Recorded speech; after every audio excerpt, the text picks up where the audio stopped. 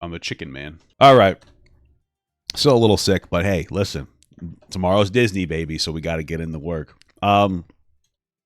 We got an interesting 2-hour-long DarkSydePhil documentary from Turkey Tom. I mean, it is the season. It is lolcow season, so we might as well check it out.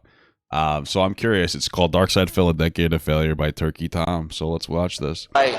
We got the man of all hate, the one and only DSP. DarkSydePhil is proof that you can make a living as a professional gamer, even if you're awful at gaming. But that's far Me too, dude. I mean, I guess I'm not a professional gamer, but I do play games while I react to content, so... from the only thing he's awful at. From constantly failing to deliver on promises made to his audience, to outright treating them like trash. So I've had enough excuses. It just seems to be like people are fucking lazy and don't want to come out to the streams. All while begging them to pay his bills. With the taxes coming up in April and everything, there's going to probably be times where I'm going to have to appeal to you guys again to try to save my butt. If spitting on a plate you ate from was an Olympic... Yeah, man, I just couldn't, I couldn't do it. I couldn't beg. I think that is just pathetic. Like, I just couldn't do it, dude. Also, monitor your taxes better. All right, if you know you're gonna have to pay your taxes soon, then you want to know what? Make sure that like you should have been working on that from like the start. You should have been working on your taxes from the start. You know, put money aside always. I don't understand it. Olympic sport. Phil would be a gold medalist, though he would probably sell the gold medal to finance his tax problems and feed his mobile game addiction. This is the 2-decade spanning story of... Not to be that guy, but I've spent a decent amount of money on this on you know, Warcraft Rumble. I'm surprised. I usually don't spend money on mobile games, but I did. Of the self-proclaimed king of hate, DarkSydePhil.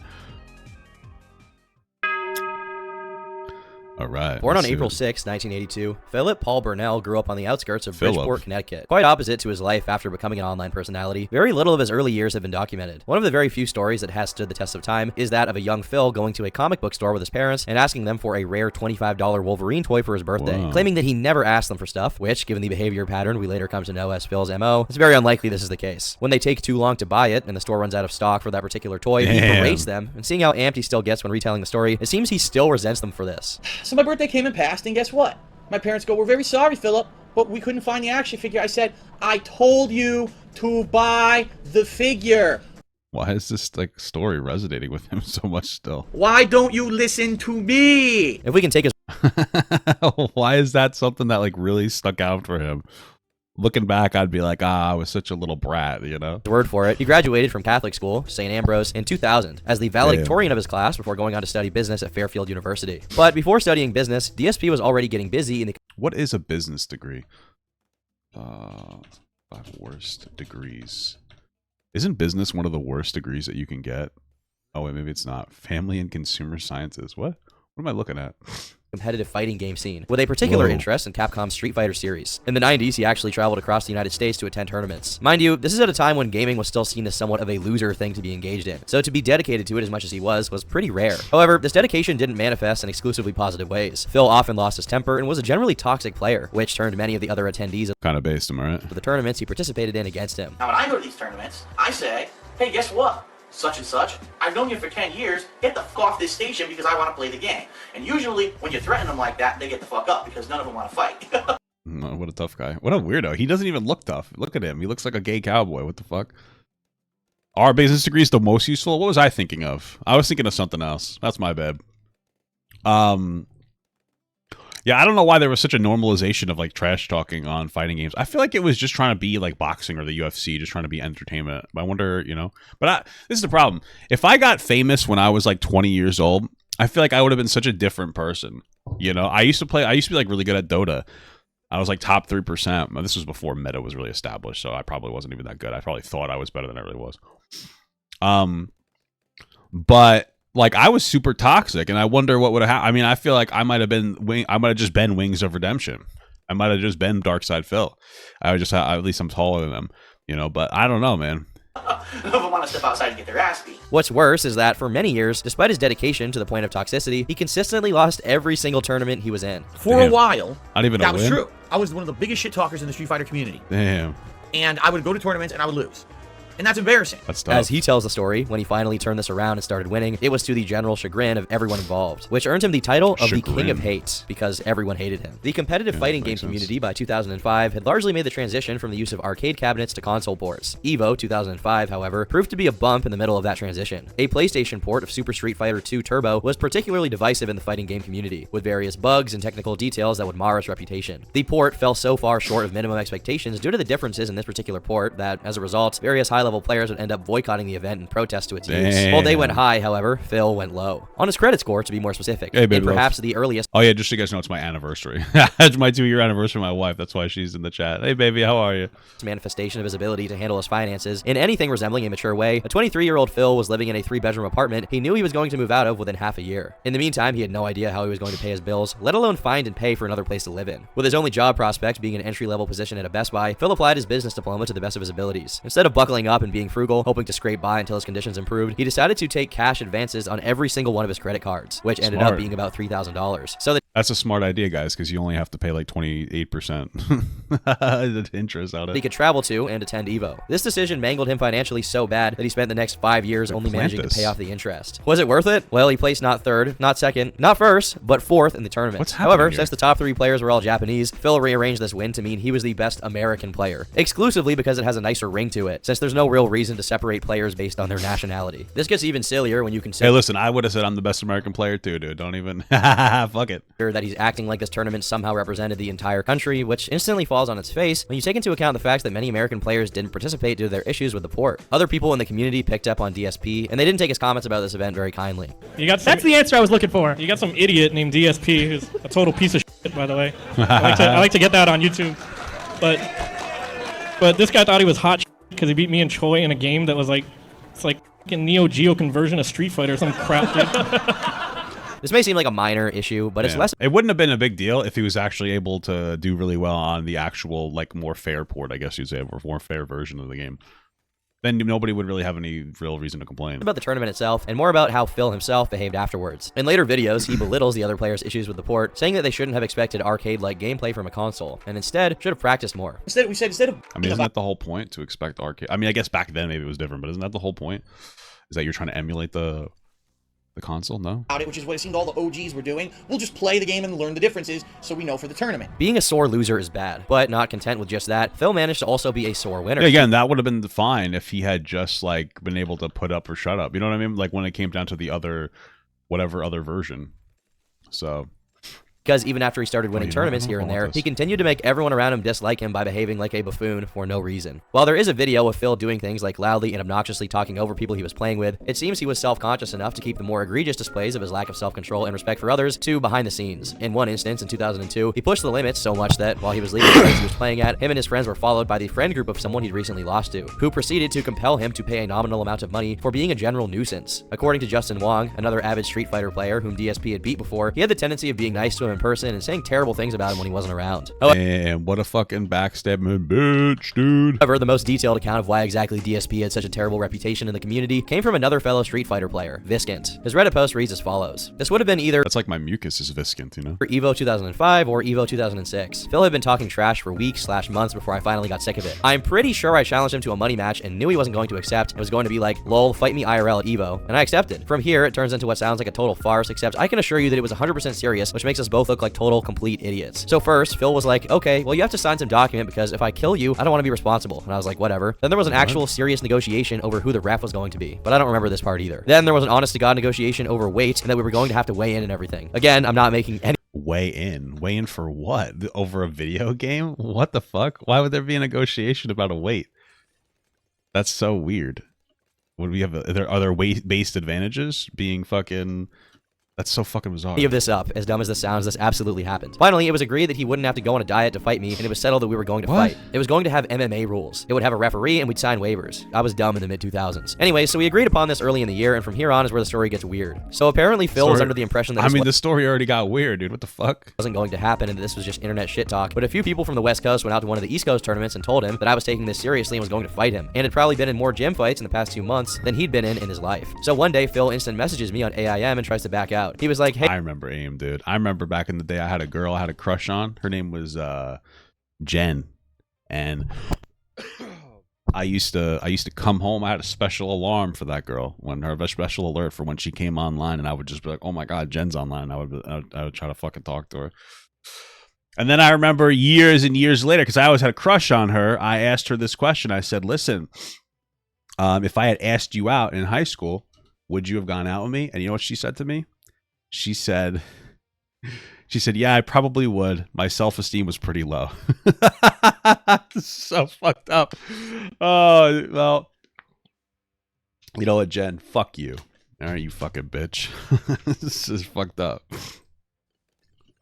Oh, wait, we'll play the video. Hey, so how about this? How about we pretend like we're going to fight, and then when a whole crowd is around us, we both do DX cross chops to the crowd. It'll be such a goof. This really happened, and I'm just like, are you fucking kidding me? I honestly couldn't believe he was pulling this, and I was still mad about the whole thing, and actually wanted to fight him. I told him I wasn't going to do any of that trolling, but if you want to drop it, then fine, I'll drop it. We can both be adults about this. And that's pretty much what happened. I'm not going to jump him from behind in the parking lot or get in his face and threaten him. From that point on, there never really was any problem between him and I. In fact, the next year when Evo West was in San Diego, I let him stay at my place that year, and when Mike Watson and Jaha were about to kill him in a parking garage, I stepped between them and defused that situation. What's up with these guys and like him and Wings of Redemption kind of being pussies? Like there's like, oh no, it's just performance kind of a thing. I mean, what's that one guy's name? What's Low Tier God? At least he never was he would talk a lot of shit, but at least he would always stand by it, whether he was good or not. It was irrelevant almost. I feel like you got to respect something like that at least a little bit. He later would go on to have more serious problems with Watson and Jaha, but I made sure it wasn't going to happen when he was staying with me. I generally don't hold grudges, so even though I remember being really pissed off at the time, by the time the parking garage thing happened a year later, I was over it. The parking garage situation Viskin is referring to is the aforementioned shakedown. But enemies weren't the only thing Phil made in his time as a competitive Street Fighter player. He also made some friends, however unlikely that may seem, and they went on to collaborate with him in the future. One such acquaintance was Mr. John Rambo, who sought Phil out after his victory at Evo because he wanted to get better at Super Street Fighter Turbo. He'll come up again later, so keep that guy in your mind. Despite his infamy in localized gaming communities IRL, Phil found a way to circumvent this by tapping into the realm of online gaming. Even if word got around about his excesses at the competitions, it wouldn't be enough to prevent him from making a name for himself based exclusively on what he chose to put up online. He created a YouTube channel in 2007 where he uploaded random vlogs related to his interest in competitive gaming. But in 2008, he slowly transitioned the channel into a rudimentary proto Let's Play channel. Though instead of having the screen captured directly while he played it, he recorded it with a separate device, meaning he pointed the camera at the TV basically. Yeah, wasn't that just kind of how the things were back then? You couldn't really do it any other way. Pretty sure that's just kind of how it was. You didn't really have the option to like screen capture or anything. At the time, Phil lived with his parents and saw content creation as a pastime rather than a job. Not that content creation was much of a job option in the Jurassic period, which was YouTube prior to the 2010s, but even still, he was somewhat realistic about his expectations. Still, that didn't stop Phil from taking inspiration from one of the early internet's most adored legends, Angry Video Game Nerd. Now, as I was a Street Fighter player, I used to travel with a group of friends, and it was actually in a hotel room at a Street Fighter tournament where we were just hanging out and having fun, and one of my friends said, "Did you ever see this guy called the Angry Video Game Nerd?" I was like, yeah. "No, I don't know who that is." And and they showed me a video of this guy who looked like very much dressed up like a nerd, right? He had a button-down white kind of shirt, thick glasses, right? Even talked kind of a little bit high-pitched or whatever. And here he is, ranting at a video game, making funny lines, talking over the top, swearing like a sailor. Hilarious. No production values, no budget to it, just him and a camera making fun of a video game. I mean, it was pretty solid production value for back in the day, I feel. Like, I don't think it was like super low quality or anything. It was just a different time. But I mean, his videos still stand up today. I still really rewatch them sometimes. Though I get what he's saying, there is a kind of purity and earnestness to early YouTube Kino, and I use that word loosely because I'm pretty sure AVGN was on another site before he was on YouTube, but I digress. I think Phil took the no production value part a little too seriously. He took pride in posting playthroughs in bulk, with several hours of video dedicated to each game with absolutely no editing involved. On this same. Decrepit, old, and abandoned channel, there are over 7,000 videos, because back then, you couldn't upload very long videos, compelling Phil to split them up into dozens, if not hundreds. Really? How long were you allowed to make your videos? What the fuck back then? What was it, only like a couple minutes? What? Of individual 10-minute clips. Again, I should remind you, we're not talking about Bandicam or unregistered Hypercam here. We're talking about actual camera footage with built-in microphone audio capturing all of it. Completely raw, untreated, unedited whatsoever. Unsurprisingly, the channel didn't exactly blow up overnight. Somewhat surprisingly, Phil is proud that he spent 3 years of his life doing this for no money and actively derided other content creators who only started doing gaming videos after they began being monetized on the platform. Mind you, this man is 28 years old and living with his parents, and somehow he thinks it's a merit that he makes no money money out of playing video games alone with no one watching. On top of that, he brags about the passion Hey, he's just doing what he loves, baby. and effort he put into the videos and his larger upload volume compared to these other, much more successful creators, when in reality, he just has the most videos precisely because of how awfully low effort they are. It's a perfect example of quantity over quality. Once again, it's not what Yeah, you know, that's me. I like the quantity over the quality approach, you know? DSP is doing. That's the issue. Is that he brags about. It's funny that it said 10-minute max, but his videos were like 35 seconds. That's weird. I don't get it. About it in a really grating way while putting others down. Oddly enough, Phil's first conflict with someone else to be documented online wasn't a result of him disrespecting other YouTubers who were trying to make money off of their content. Instead, it was during a recording of his playthrough of Spider-Man Shattered Dimensions when he was making too much of a racket, and his neighbor decided to interject. Being the good Samaritan he is, Phil took his neighbor's advice. As it turns out, however, his neighbor wasn't the only person getting annoyed at Phil. The running joke surrounding DSP's online presence actually had a running start, as they were already going on before he had enough to track. Kind of looks like a little bit of a chubby Sid from Toy Story now. It's kind of weird. Actors and people in general seeing his content in order to pick up on it. Though if you are to go back and look at these older uploads, you can catch them in the wild. For example, Phil claimed he suffered from a chronic nasal drip, and because of this, he also chronically snorted loudly into the microphone. Later on, in part due to his tendency to ask for money, this take of Phil's got him compared to pigs many, many times. Another focal point for his haters was his loudness, which his neighbor can corroborate, but specifically his laugh, lovingly dubbed the seal laugh due to its ASMR tier exquisite sound design. What? Let's be fair here, regardless of how entertaining or irritating these may be, they're most likely done unconsciously by Phil. This is just how he is. He had no choice. However, what he has chosen is to be the real-life incarnation of a character from South Park, as he made a series of videos dedicated exclusively to cataloging his funniest racist remarks while gaming. What?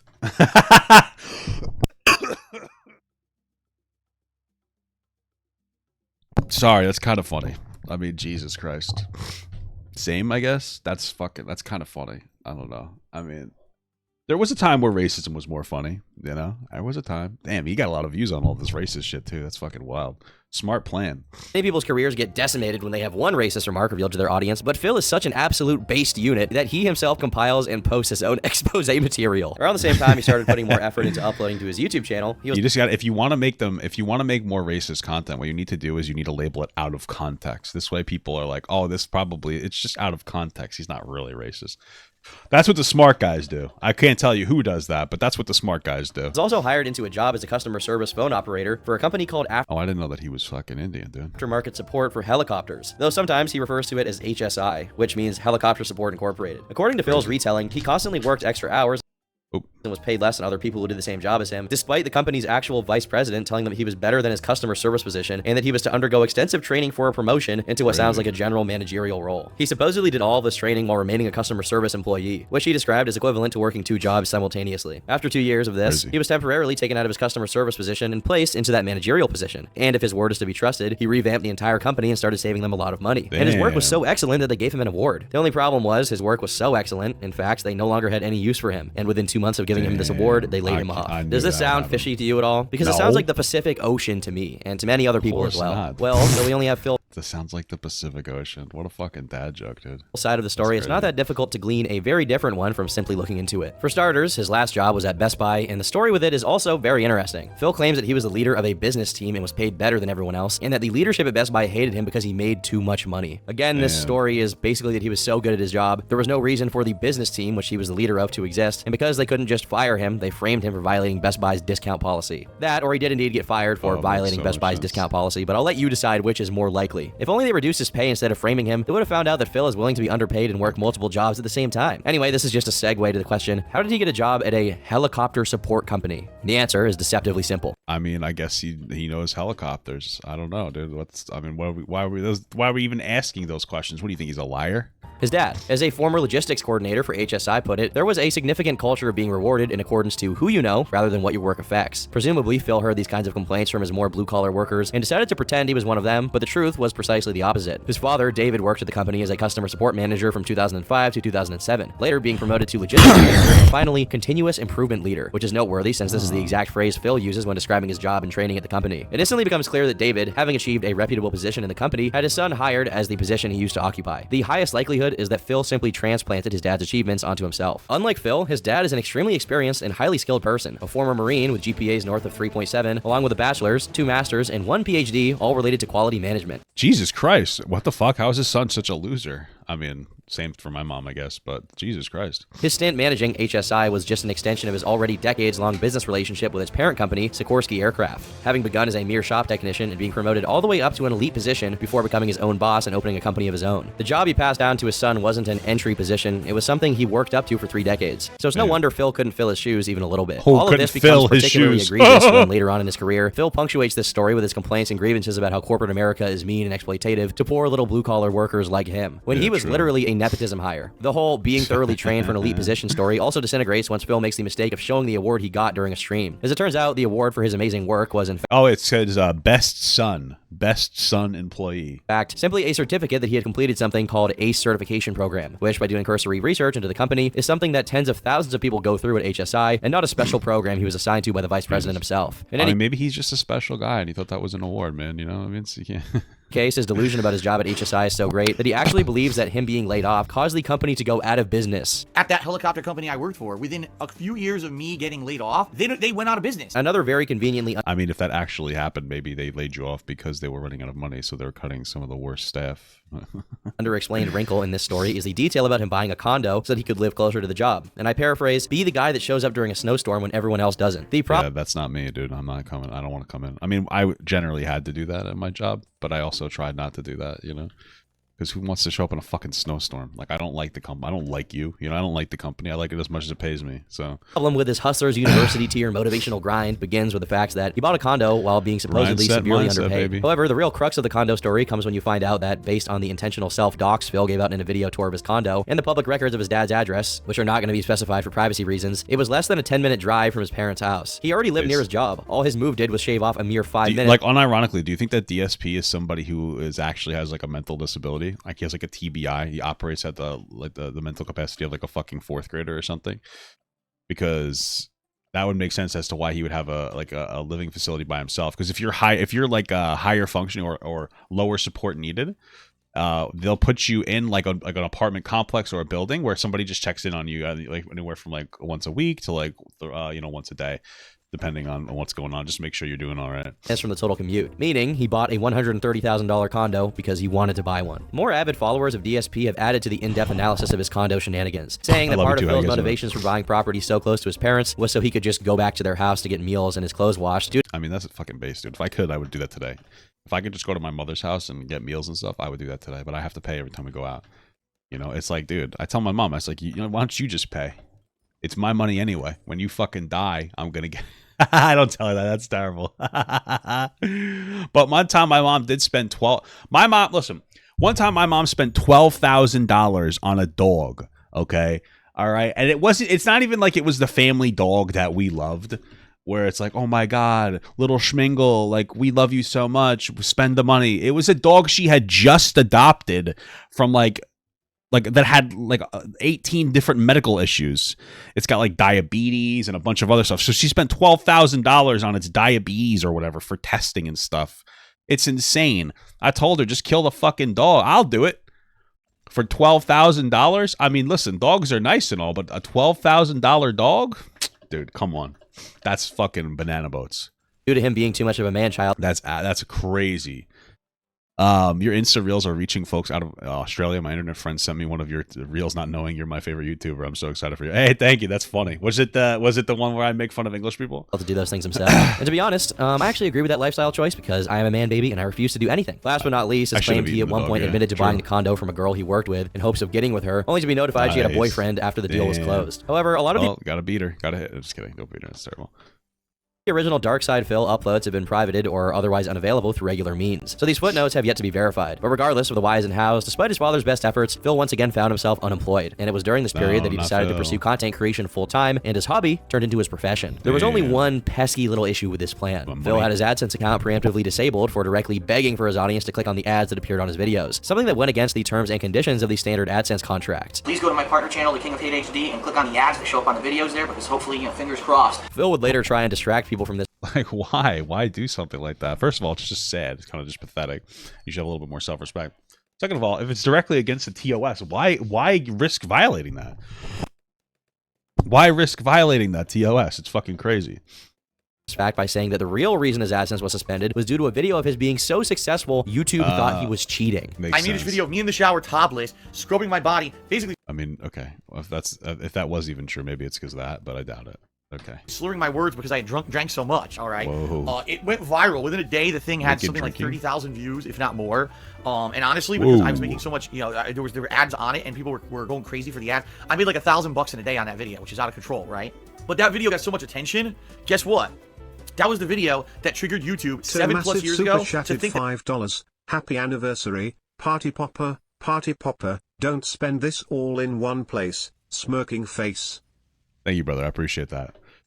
2 years, baby, and we're going to Disney tomorrow, baby. Fucking crazy. I was cheating with the AdSense program, and they contacted me and said, "We're kicking you out of the AdSense program on this channel because we suspect that you're." This story is so real, dude. I fucking believe all of it. You know what I mean? It's crazy. That you're sitting there clicking on the video to get ad revenue because you made so much in one day. And I was like, I didn't. It was the viewers. The viewers went nuts for this crazy video and probably went over and went, oh, they went nuts. The underdog just lost his job. Let's all click on the ads or whatever, which you're not supposed to do. You're not supposed to do that on YouTube. No, you're not supposed to ever try to have someone click on ads or anything. It's supposed to be of their own free will. So YouTube falsely accused me of doing this myself. That sounds very, very real. In the very same breath, he lets us slip that he asked for people to click on the ads, confirming that this was the violation in question before proceeding to haphazardly justify it. This wasn't the only blow Phil suffered. As a series of playthroughs he was in the process of completing were being uploaded to his channel for the game Splinter Cell Conviction, he got copyright striked, which made the original DarkSydePhil by what? By like the actual, by like the game? It's so weird that they used to do stuff like that. Channel screeched to a halt. In response to this, he created DSP Gaming, his longest running. Guys, DarkSydePhil walked so we could run. I don't know why you're all fucking criticize this guy. Okay. Currently still active main channel, even after the original channel was reactivated when YouTube decided the copyright claims were indeed false. Since his AdSense account was still not working, the prospect of being a professional gaming content creator on YouTube was still squarely outside of Phil's purview. So he went to another website, which at the time was one of YouTube's main competitors, Blip.tv. Blip was considered laxer on copyright issues, hence why creators like to. I say this every once in a while, but do you guys remember Google Video? Like, I remember when Google had their own video service, and then they just bought YouTube, which was probably always smarter. But nostalgia critics Doug Walker also re-uploaded their content there. However, Phil's time on Blip was very short, as the more relaxed terms of service made him a little too comfortable. How comfortable? Well, he decided to roleplay as the last remaining Nazi during a playthrough of the game Dead Space 2, saying that every enemy he killed in game was Jewish. This is what happens when you let the Jews do whatever they want. You've let the Jews overrun space, and now look at this. Their greed has had the artifact turn everyone into necromorphs. Despite being the incredible. Just gotta get it. Second biggest creator on it at the time, this probably lost him his partnership with Blip, leaving him bereft and upset that he wasn't given a chance to redeem himself by the platform. Just in the nick of time, however, came Machinima, who offered him a chance to bypass his AdSense troubles by having the money come into their account. For the sake of full disclosure, an often forgotten about fact is that this wasn't the first opportunity he had to partner with Machinima. The first time a contract was being negotiated was back in 2010, but Phil ruined it by first demanding his videos be featured once a week on Machinima's channel, and when his demands were rejected, he made a video trashing the company for unrelated, and according to Hutch, made-up reasons. Wow. This guy, what a wonder that this guy's still alive. He's just like a whiny little baby. What the fuck? But a year later, Machinima overlooked it and foolishly I like people like DSP because I get to learn what not to do, you know, as a content creator. It just kind of helps you like, okay, what should I not do if I want to be successful? Oh, this. Decided to take him on anyway. On top of that, they would also protect him from any potential copyright issues he may face. Just like that, DSP was back to brute forcing his YouTube success by uploading a massive volume of videos until one of them happened to get a lot of views. Much like, hey, listen, that's what I do. You know what I mean? Sometimes it works, dude. Sometimes it is what it is. Don't hate the player, hate the game. He used to do on the original DSP account. Alongside the gameplay videos, he had other segments such as Ask the King Q&A, the Week in Preview, which I suppose covered DSP-related news, and the most notorious DSP Tries It, where Phil would, as the name suggests, try new things of all varieties. Eventually, it was canceled, however, due to the negative effects it was having on his health, due to how often the trying involved eating extremely unhealthy fast food. Has he ever tried not eating extremely unhealthy fast food, or is that just not really in his wheelhouse? Despite the very rocky road he took to get to this point, I love rocky road. Something resembling stability, and even a fan base who tolerated his attempts at humor and the incessant burping and snorting straight into the microphone. Okay, that's a little facetious. The Dead Space thing was honestly pretty funny. If you were to scroll through the comments on his condo tours from 2011, people were genuinely happy for Phil. Many even living vicariously through him, wishing they had an entire condo to be their man cave full of gaming memorabilia. For every person annoyed by Phil, there were many more that enjoyed watching him. There was a moment in time in which it could be said the general audience wanted to like him, and there was a reason to be optimistic for the future of DarkSydePhil. But nobody could predict how fast this reputation would sour. Hate worthless humans. If you worked on this part of the game, you're a worthless human. Okay. What the fuck was that? In the early 2010s, Google reformed its AdSense system, and now it rewarded viewer retention instead of sheer numbers of views. Essentially, the longer someone watches your video, the better. Just getting a click is not enough to make as much money as someone who gets people to stick around on their video for an hour. This was an issue for Phil since he had a penchant for splitting his videos up into dozens of little tidbits, rarely cracking 10 minutes, often being as short as 2. He also refused to improve the technical aspects of his content despite how much money he had already made out of it and how many of his actual legitimate fans were. He decided that he just didn't want to get like OBS software or whatever. For begging him. By 2011, PewDiePie was already soaring to insane heights of popularity with relatively good quality, a decent mic, and even a face cam, setting a new standard for gaming content, while Phil was still languishing with his busted camera filming his screen, with little to no editing to speak of. The problem became more and more inflamed as time went on, and Phil's viewers let him know that if he wasn't interested in evolving his format, they would move on to newer and better channels than his, to which he either responded with derision, a ban from his channel comments, or both. In short, DSP made it clear he didn't want to treat YouTube like it was, his job and his only source of income. 2 years ago, it was about me, waking up, putting my camera down whenever the hell I felt like it, recording for a few hours and uploading the footage to YouTube. Now, it's about having a schedule. Every day, getting up, whether I feel good or not, plopping down on the couch, setting up, live streaming on a schedule so you guys can watch live, then trying to figure out how to schedule out uploads. It actually, I'd say this, it's actually more work at this point doing what I'm doing because it is more like having a regular job. Every day. It's so fucking sad. I mean, yeah, it's content creation is a job, dude. That's the whole point. I'm trying to do 2 streams because that's the kind of dedication that I put towards this effort. Dedication. So, I work too, dude. Like this is especially since I've been doing clips, it's like doubled my work time. It's weird how much effort it takes, but that's like it. It's a job. It's more work than it usually used to be, but it's also still better than having a real fucking job. Let's be real. So what the fuck? Sitting down, streaming for several hours, uploading videos, streaming a second stream, babysitting the videos, setting them up for uploads, putting them into playlists, tweeting, keeping you guys in the know.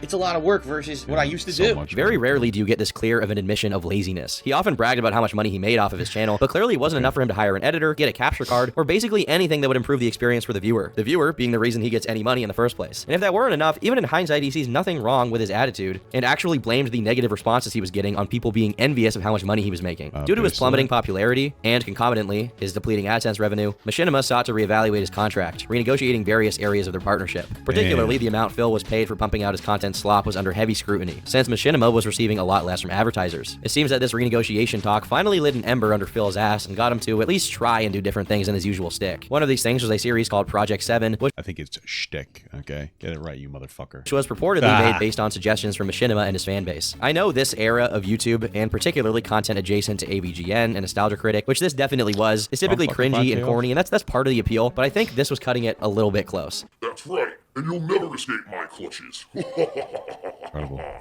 Beautiful stuff.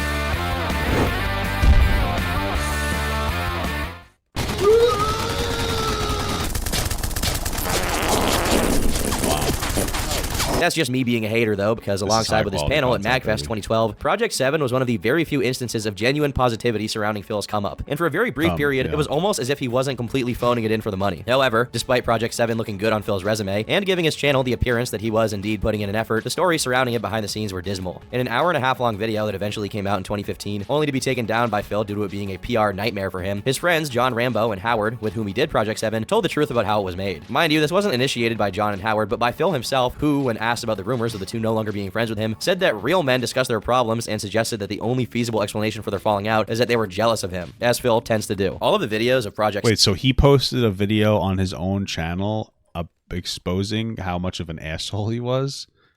Wow, this guy has got no self-awareness. Incredible. 7, which heavily relied on editing and storyboarding, were produced by two childhood friends of Howard's, Andre and Paul, who ran the YouTube channel Respect the Pact. As a matter of fact, they were the ones who had the idea for Project 7 and only brought Phil in, presumably because he was looking for ways to branch out with his content. Initially, Phil being the face of it meant that their work would get more eyes on it than usual, which is a good thing. However, they quickly realized Phil wasn't exactly someone who exhibited good faith. For starters, the editing and special effects, which again were the brunt of the series, was taking up a lot of Andre and Paul's time, especially since Andre was about to become a father. This prompted John to tell Phil to pay them for their efforts, to which Phil replied he had already offered to do so, and they turned it down. This turned out to be a bold-faced lie, which was instantly revealed once John mentioned it to them. Apparently, Phil had every intention of keeping every proceed from Project 7 to himself, and wanted to share it with absolutely no one. And before you think this is because of... I mean, yeah, don't pay your employees, dude. That's fucking based as hell. What are you talking about? Machinima renegotiations or what have you. During the production and publishing of the show, Howard noticed that Phil bought a plethora of expensive man-baby gamer toys, which he's known for decking his house out with. And I don't understand why you wouldn't want to pay the people that you work with. Like, wouldn't that... It just incentivize incentivizes them to do more? I don't understand. What an idiot. That isn't enough to invoke a sense of injustice. A BMW. Notwithstanding, everyone involved in the series contributed out of their own pocket to produce and sell merchandise for it, but only Phil ever saw any of the resulting revenue. The pettiness on Phil's part was so extensive that he didn't even tolerate positive comments about the other participants in Project 7. Upon seeing John Rambo's contributions to the show be considered funnier and better performed than his, Phil rushed to claim that everything, including their lines, was his idea when they were not. They confronted him about it, and he apologized. I don't understand what happens in your life to just weirdly lie like this all the time. Like, I don't get it. What's the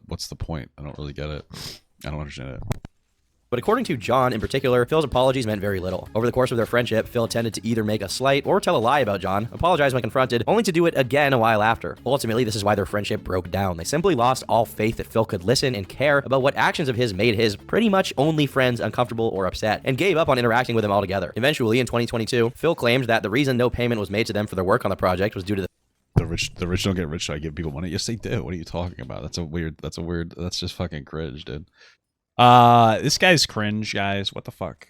No, I mean, like, he probably could have had, like, whatever long-form relationship with this if he kept it up. Fact that, indeed, the project was losing money. Even if this was the case, and who knows, there's a fair chance it was, he could have just communicated that to them. The fact that he didn't talk about the project failing until 10 years later is at least a little bit suspicious, I guess. Just a little. While the seeds were being sown for the disintegration of Phil's relationship with his friends, he was beginning a new relationship with someone else. Lyanna, also known as Panda Lee Games, or just Panda Lee. Immediately, people took... Bro, Phil looks like he bought that girl from, like, another country.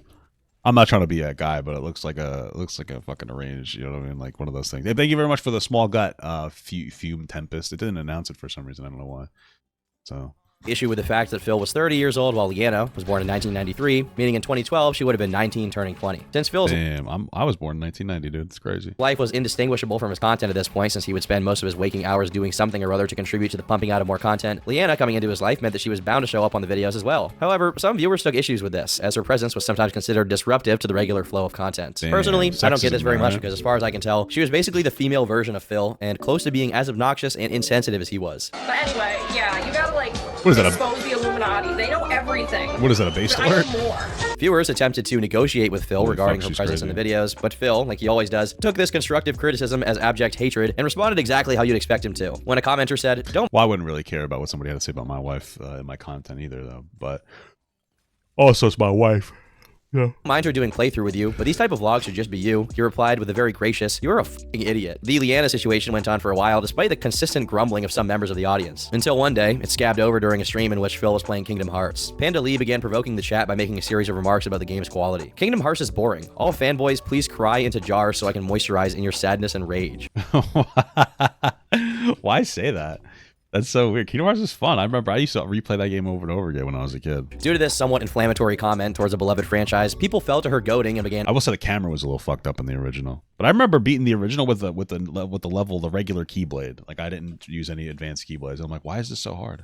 Arguing with her in chat. This is hardly a shock, since when people are watching Phil play a game, it tends to be because they like the game. This went on until the crushing majority of chat turned against her, not just because they liked Kingdom Hearts, but because she was actively drawing negative attention to herself for no reason. All of it culminated in her appealing to Phil to do something about people being mean to her in chat, and so Phil conceded. Alright, and now I'm gonna tell everyone in the chat, I've had enough of your bullshit tonight. I see everyone arguing with my girlfriend instead of talking about the game, and I've had enough. My girlfriend. So we're gonna put it in sub-only mode, and now none of you can f***ing talk, since you can't act your age or act mature, and you all want to argue with my girlfriend. Now you can just have you no want to chat. argue with my How about girlfriend, that? bro? So, f*** all of you who are acting Freak immature, you! this is what you get now. We're putting it into sub-only mode. Fucking idiots. If people had found her to be a slight, even if infrequent annoyance before, now she had been seen as a bully and a coward who was prone to instigating conflicts with her boyfriend's audience, only to run back under his umbrella of safety when people treated her how she treated others. She also took on Phil's tendencies regarding participating in flame wars in the comment sections, saying things like, "I get paid for trolls to watch and whine, so I don't see the harm in letting me get paid for them to cry more. Yeah, you clearly aren't getting any, but Phil is and has for over a year now. And let's be honest, do you think Phil and I care about what you or anyone else thinks? Because we don't. If you were in front..." That's crazy. She's so actively, like, negative. I would tell her, like, hey, just stop talking in the chat. Like, just don't say things anymore. This is fucking crazy. Me face to face, you'd get a nice helping of my fist punching you right in the balls. Perhaps the most ironic moment out of the whole situation was that years later, Phil actually threw her under the bus and described her as someone who was confrontational and always wanted to get the one up on everyone else. I mentioned it before, but that's exactly the same trait that made Phil so unlikable early on. So he's not even projecting it onto her. He's accurately noticing why they got along with each other so well. They were similar people. But Lyanna did serve a purpose in the larger narrative of DSP. Her presence led to much more concrete displays of disrespect from Phil to his audience. Indirectly, she was the reason reason, many of Phil's fans noticed how comfortable he was, disregarding their opinions and just doing whatever he wanted at their behest. Besides the beginning of Lyanna's presence in his life and content, 2012 was also marked by even more examples of Phil being terrible at gaming, despite it being the core of his job. The most glaring instance was during a video of Half-Life Black Mesa, in which he failed to pay attention to the game's tutorial instructions, proceeded to struggle for 30 minutes in an area of the game because he didn't know how to crouch jump, and then claimed that this core mechanic of the game's movement was actually bugged. Up until this moment, Phil's haters— That's awesome. What the fuck? That's something I would do. I mean, I feel like he could make like a whole thing out of that, like out of sucking at games. I feel like that would be something people would think was funny. Some fucking old fat guy being terrible at video games. Were disorganized and disaffected, believing that no matter how poignant their criticisms of Phil and his content were, they just fall on deaf ears. But as 2013 began, this was fated to change. A YouTube account called EvilAJ2010 uploaded the very first entry to a sprawling series of videos that would ultimately spell Phil's downfall as a content creator. This series was called This Is How You Don't Play, and it compiled DSP's playthroughs while highlighting the funniest examples of him being awful at a game. The first one contained clips of Phil playing Metal Gear, a stealth game, like it was a regular action game, and dying a lot in the process. Phil addressed this during one of his long-winded rant videos, and though he made an effort to claim that— he should have just reacted to it.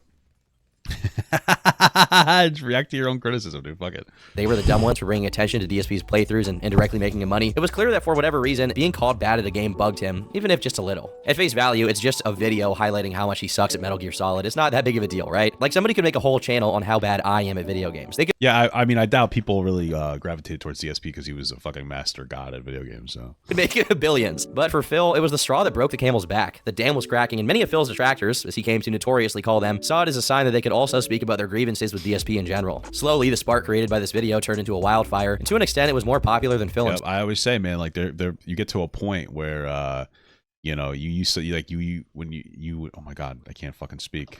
You get to a point where people start feeling comfortable criticizing you, and that's pretty much it. Like, there's almost some kind of like a mythology or aura around you, like, so people won't criticize you, and then one day it just happens and you start getting criticized, and it just is what it is, dude, and you kind of just have to deal with it.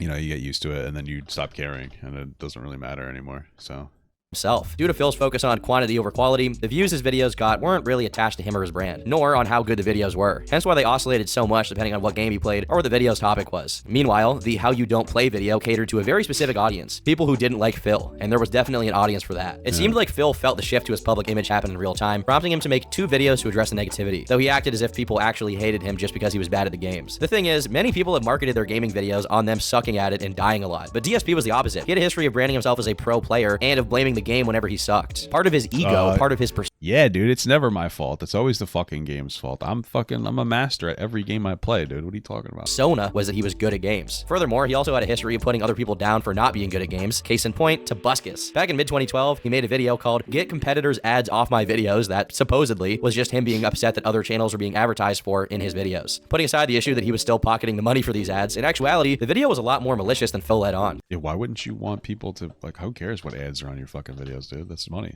Money in the bank. For a significant portion of it, he did nothing but bash Tobuscus gratuitously. That being said, please understand, disclaimer, this video is not intended to be a direct attack on anyone. A few moments later. Your videos suck, you're not funny, and you're not good at gaming. Watch your own videos. You're horrible. When it comes to gaming, he's not fun. He's not funny. For starters, this was a straight up stupid move, since if you were into one gaming YouTuber back then, likelihood is you were into a lot of the other ones. So all Phil was doing was angering the parts of his audience that he shared with Toby. But Phil also specifically and seriously attacked him for not being funny and sucking at games, both of which are DSP's whole brand, whether he knew it or not. Additionally, he suggested that Tobuscus, along with other gaming channels he chose not to name here, have found different ways to— what if he just comes out one day and goes like, oh, I was just being ironic the whole time so that you would hate me. I was hate farming you. What if he did that? How would people react to that? Would they be receptive to it? Abuse the YouTube system to get big. This is coming from the man who purposely split his playthroughs into hundreds of different parts so that his total view count would go up, and asked for people to click on his ads so that he made more money from a video. Anyone with a cursory knowledge of DSP recognized he was throwing giant rocks from a extremely thin glass house. Last but not least, he says other game— I know it seems a little bigger than thin to me, but sorry. Papa God, I tried talking to some girl who parks on my floor for work, and she now parks on a different floor. Wow, that's incredible, brother. God bless. Hey, at least she's actively avoiding you. Thoughts on short guys, 5 foot tall, can approach taller girls, 6 inches plus? Is confidence really enough? I mean, yeah, it's really enough. I mean, that doesn't mean that you're necessarily going to get it, but just keep trying, brother. Keep trying to tell her that you're 5'8", and when she's like, no, you're not, you're only 5 foot, be like, yeah, those are 2 measurements. That's what you should say. gaming YouTubers don't put as much effort into their gameplays as he does, despite the fact that as of May 2012, he was still refusing to buy a capture card to properly record his playthroughs instead of pointing a camera at his screen. In his mind, his decision to not pay anyone to edit and improve his SEO by making decent thumbnails for him is justified due to how stellar his commentary is. So much so that he describes it as non-stop improv comedy. I'm not going to sit here and act like popular early 2010s gaming content was all comedy gold, but Phil's brand of comedy definitely managed to be even more obnoxious. All in all, it was very clear that Phil was simply seething because there was someone being more professional than he was and making more money than he did because of it. Okay, and then they hired Bobby Turner to be the guy backstage. He's acting like an asshole. He acts like he's a goofball. He's self-deprecating. Complete utter flop. This entire commotion was particularly rich due to how many times Phil accused other people of disliking him out of jealousy, including the creator of the How You Don't Play series. The wave of hate towards DSP coalesced into a decentralized group called Kojima World Order, whose intro can be seen in many of the detractors' videos at the time. Unfortunately, there was also a downside to Phil being faced with all of these criticisms. It gave him the opportunity to play the victim. Despite his decline in viewership having begun all the way back when YouTube's ad revenue system switched to retention, he swiftly shifted the blame to Evil AJ and everyone who was on his side, if that could be said as a side to be on. Finally, in early to mid 2013, DSP did the unthinkable and bought a capture card, presumably his way of caving to the negativity. Also known as listening to reasonable advice your own audience has been giving you for years as to what they want to see, or maybe just like what the industry standard is. However, it was a little too late, and the tide had already turned against him for good. Undeterred, Phil went on to cause even greater controversy within his audience when he started the Hardcore Gaming Season giveaway of 2013, when rather than giving away actual games, he instead gave away empty boxes. This is Deus Ex Human Revolution. That's fucking base as hell. He just gave away empty boxes. Collector's Edition. Comes with this very nifty collector's box on the inside. Comes with a few things. First of all, collector's edition packaging. As you open that up, you're gonna see the game's gone because I traded in years ago. This got him. What a fucking weirdo. Why? Like, I don't get it. What is up with this guy? Why the fuck is it not playing like the alerts? Well, anyway, thank you so much. Should I spam her until she let me on red? Absolutely, brother. Thank you for the $5. Lambasted and unsubscribed from, even by many of his diehard fans. Besides his fans, he was also being ridiculed by his peers, other YouTubers and gaming adjacent. Super chatted $4.99. Should I spam her? She left me undelivered. Gold medal. Yeah, spam her. Women like persistence, so spam her a lot, and maybe even find out where she works or lives, and just kind of hang out there. But don't approach her. Just kind of make sure that you're in sight range so that you can see you. And her heart will really start to race because of you. Now it's going to be because she's afraid. She's in complete fear of your existence because you've been stalking her. But one day, women are stupid, so they don't really know the difference between like the fear, heart beating, and love. So she's going to fall in love with you because she's going to be confused about her own feelings. So just keep that in mind. It'll be good. Celebrities anywhere from 2013 to mid-2014 were finding out who DSP was from the clips that have been floating around online. PewDiePie and Minecraft's creator Nosh were roped into the DSP phenomenon. Even fellow Blip.tv adjacent lolcow Spoonie was roped in. Perhaps the most notable instance of another YouTuber chiming in with their 2 cents about DSP's situation was Total Biscuit, but not because it was the most aggressive takedown. As a matter of fact, it was quite the opposite. It was one of the most scathing pieces of criticism DSP ever received, precisely because of how generous and understanding it was. Super chatted $1.99. What is with lolcows hooking up with barely adults? Yeah, I don't know, man. I mean, I think that just fundamentally for a man, that's very insecure, and that is bad in bed. They have very low self-confidence. I think that's why like men in general like very young girls. I'm not talking about 5 years younger. I'm talking about like, hey, I'm 50 and they're 20. I think it comes down to like just self-confidence because they get to mess around with somebody who has no life experience. And so I think that's really what it comes down to when it comes to these lolcows.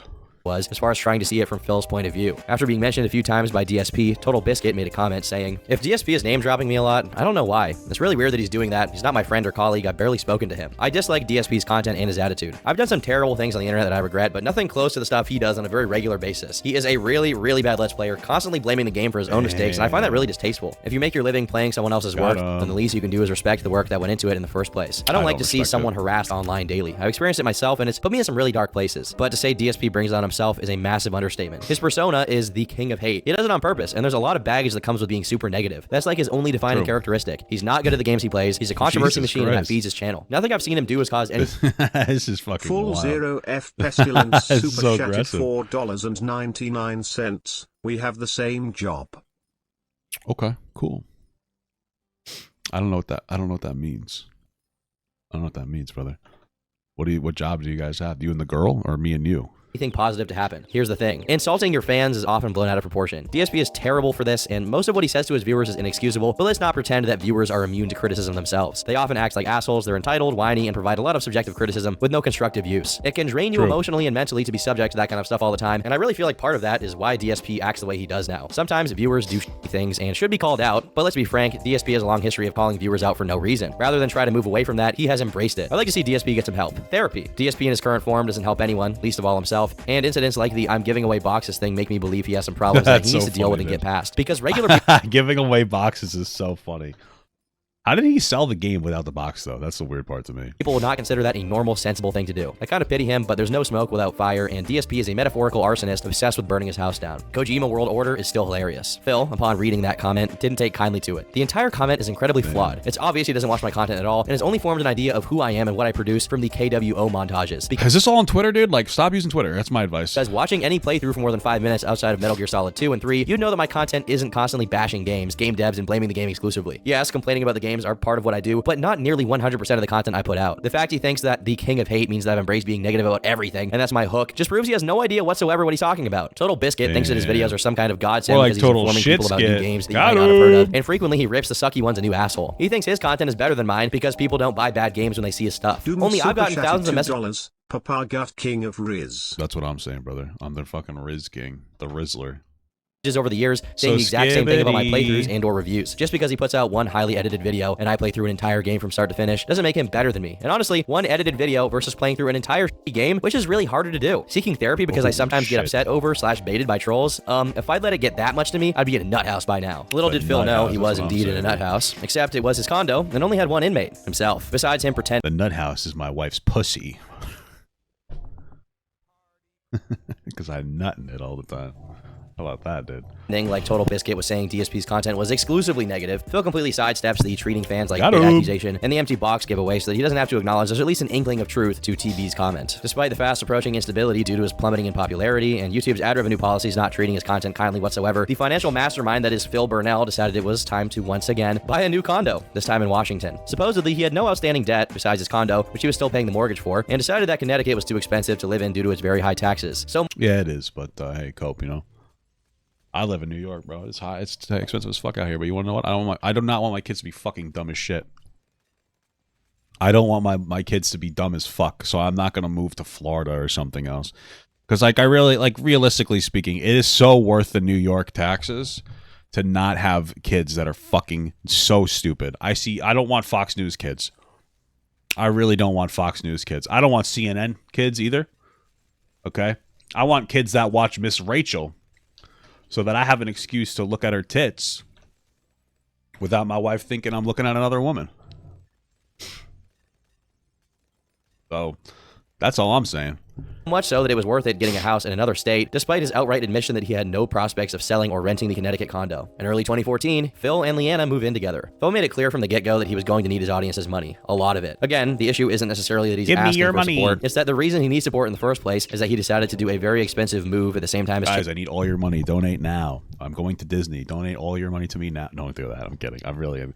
It's funny. I got a comment. I think it was from PJQ. I haven't seen that person in a while, by the way, in the chat. So, you know, I miss you. But... I remember I mentioned, I'm like, I hate begging for money. I mentioned like last month or I had like a low and I was like, okay, I got to figure this out and I got to get my shit together and get like a better process. And that's when I started doing releases of shorts, which has been very successful, I think. It's like, I wish you just ask for money because I'd rather just donate. It's like, well, I don't want to ask for money, dude. I'm so cringe begging for money on the internet. Like, have a little bit of self-respect, you know? It's one thing if you have like a serious thing happen, like guys, like if my house went on fire, I would be saying, guys, I need your money. I would be all over that. I don't care. But, you know, if I'm just sitting here, it's like, guys, I'm not doing as well as a content creator. Give me your money. Like, why? That's fucking pathetic. You know, that's just a fat. That's just fat. That's just a fat thing to do. You know what I mean? Like, I could get my shit together, or I should try. So. channel was dying. To make matters worse, he tried implying that his lack of money wasn't his fault, but that the slow months he was experiencing was due to the games being released at the time not being good. It even got to the point that he suggested he was going to upgrade his video's quality to 1080p. You know the situation is bad when DarkSydePhil is considering doing the bare minimum. But the trolls didn't fall for the pity party. If anything, his pivot to e-begging after his AdSense brute force strategy was no longer functional only earned him even more distaste, since instead of doing the smart thing by admitting this format was outdated and obsolete and changing it radically, he would rather beg for his fans to give him money directly. Before, Phil was just ignoring the requests of people who watched him, but now he was setting himself up to inevitably ignore the requests of people directly putting money in his pocket. But tensions weren't rising exclusively on the YouTube front. Over at his fan forum, because yes, he has a fan forum, the users were beginning to become upset over DSP's tyrannical method of management. Without due justification or warnings, Phil tended to ban users and lock threads without any concern. One infamous quote to come out of this situation was Phil saying, "I can't break the rules, I am the rules." I believe he's actually unknowingly quoting Louis XIV, King of France, who said, "I am the law, I am the state." His own fan base got so sick of it that even the mob— That's based as fucking hell, dude. Me too, man. I like that. I can't break the rules because I am the rules. It's pretty hard. It's like making me hard, at least. That's how I feel. Odds of the forum, who were appointed by Phil himself, took issue with it and tried to strike an agreement with Phil so that by establishing clearer rules, he would no longer act as an administrator and let them do their job. Consequently, he made a post announcing it. Effective immediately, all account names, avatars, signatures, etc. related to known internet memes dedicated to negativity regarding myself or my work are considered trolling, and per forum rules are a permanently bannable offense. This includes the Kojima World Order in particular, but is not considered trolling. And per forum rules are a permanently bannable offense. This includes the Kojima World Order in particular, but is not limited to it. I'm already seeing accounts that, no surprise, are popping up on the site and doing nothing but spreading unfair and unwarranted negativity about me. I'm all for legit criticism, but these anti-DSP movements are not that. They're one-sided bullying campaigns and will not be tolerated on my site in place of business. If this guy's a real victim, huh? You have a problem with that, contact an admin for immediate deactivation of your account. Thanks all for understanding and moving forward positively. Papa's house, Papa's rules, baby. That's what I'm saying, dude. Don't worry, dude. Your alert will get announced soon. It's just Stream Element's so slow for some reason.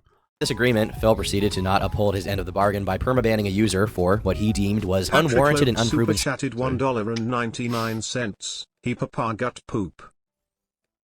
Thank you. Incredible. I appreciate that. Slander. The mods of the forum, along with many of the Twitch mods, resigned en masse, saying, "For those who read the settled agreement, this was not allowed. It was in direct violation of our agreement. We tried our best to stay, and unfortunately, we failed in that regard. All the best, the departing staff." Noticing that even his own mods had left him, or in his eyes, betrayed him, a la Julius Caesar, Phil decided to respond on the forums. Mods did not uphold their end of the bargain first, which is why we've come to this. I refuse to pay thousands of dollars for a website where I get personally attacked with slander on a daily basis by the same people. Getting slaps on the wrist, such as warning points, haven't done anything to change the fact that the forums are a shooting gallery for my head. In the future, I'll either be seeking new forum staff who actually— Does he pay thousands of dollars for a forum? Really? Do we believe that? Have the time and willingness to properly moderate, or I'll be downgrading the forum altogether to something more manageable for less people. I guess I didn't really need a $3,000 website, and I set myself up for failure when I got it. Thanks for those leaving, and I wish you all well in the future. For those wishing to stay, let me know so we can talk stuff out. I actually don't know what the hell he's talking about here. There are free forum template websites you can use for free, so unless he's an absolute idiot, he's a really bad liar.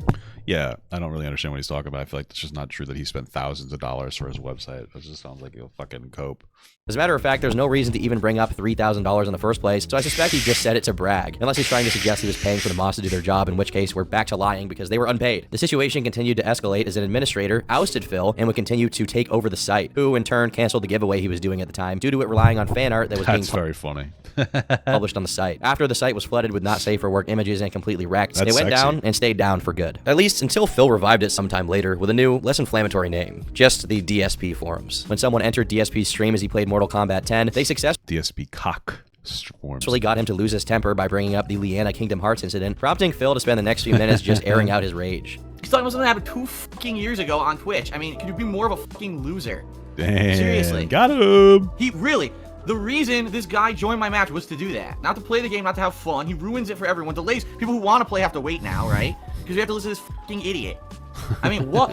Ladies and gentlemen, you have found the epitome of a loser on the internet. The tirade alienated vast swaths of his audience. Chatted $1.99. Thank you so much, Incredible brother. Stuff today. Incredible stuff, brother. That's what I'm saying, my brother in Christ.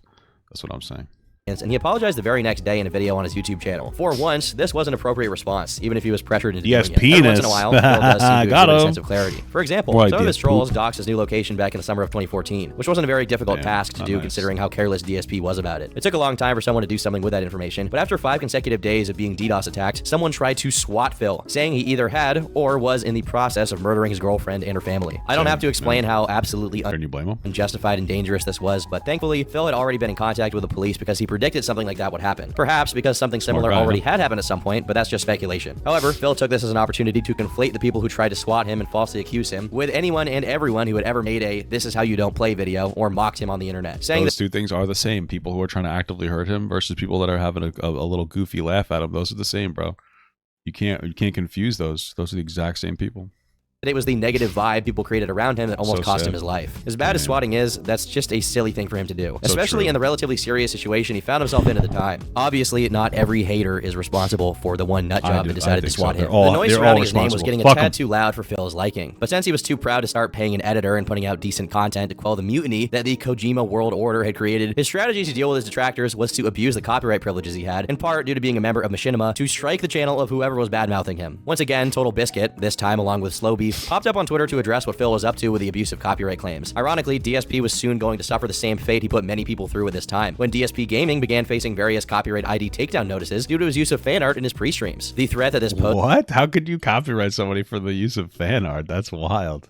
To Phil's livelihood was so immense that drastic action would be taken. Hundreds of playthroughs that featured fan art were deleted and privated in order to prevent further strikes. Consequently, the accumulated views— That doesn't even make sense. I mean, you can't strike somebody for that. I mean, if you make fan art of somebody, they're allowed to look at it. That's so fucking weird. Okay. Views on DSP's channel dropped dramatically, which, according to Phil, lowered his ranking in the YouTube search engine. Not only was his personality pushing people away from his videos and streams, now his privileged spot in the eyes of the algorithm was going away, and the house of cards was very quickly collapsing. Again, this is not something I wish on anyone, not even someone as annoying as Phil. Having your livelihood ravaged is a terrible thing. However, the crux of the issue is, despite having actively participated in bringing all of this upon himself, he simply wouldn't stop in blaming exclusively other people for the damage done to his channel. Additionally, he returned to directly asking his viewers for money, this time with a Patreon already set up, which, around this period of mid to late 2015, was making a little over $1,000 a month. Like he always did when it came to asking for money, he brought up the topics of his taxes and bills, saying he had to pay off his house. But it was clear to anyone with half a brain that Phil was not exactly living frugally. He had nothing resembling savings to subsist on, and actually depended on things like the hike in revenue in the latter half of the year to keep himself afloat through all of the debt he had incurred. None of which is explained to the viewer, of course, because that would reveal just how financially irresponsible Phil truly was. Due to the declining ad revenue, Machinima once— Hey guys, I need more money to fund my luxurious life. I'm not going to Disney, guys. I need more money. Give me money. I'm not going to Disney. I'm not going to Disney. You need to give me money. Again, renegotiated their contract with Phil and lowered his salary. Instead of looking inward to where he could improve on his content, he decided to strike out at people who watch his videos with an ad blocker, calling them thieves, among other things. Though he'd True, though. I think ad blockers are thieves. Fuck you, pussy.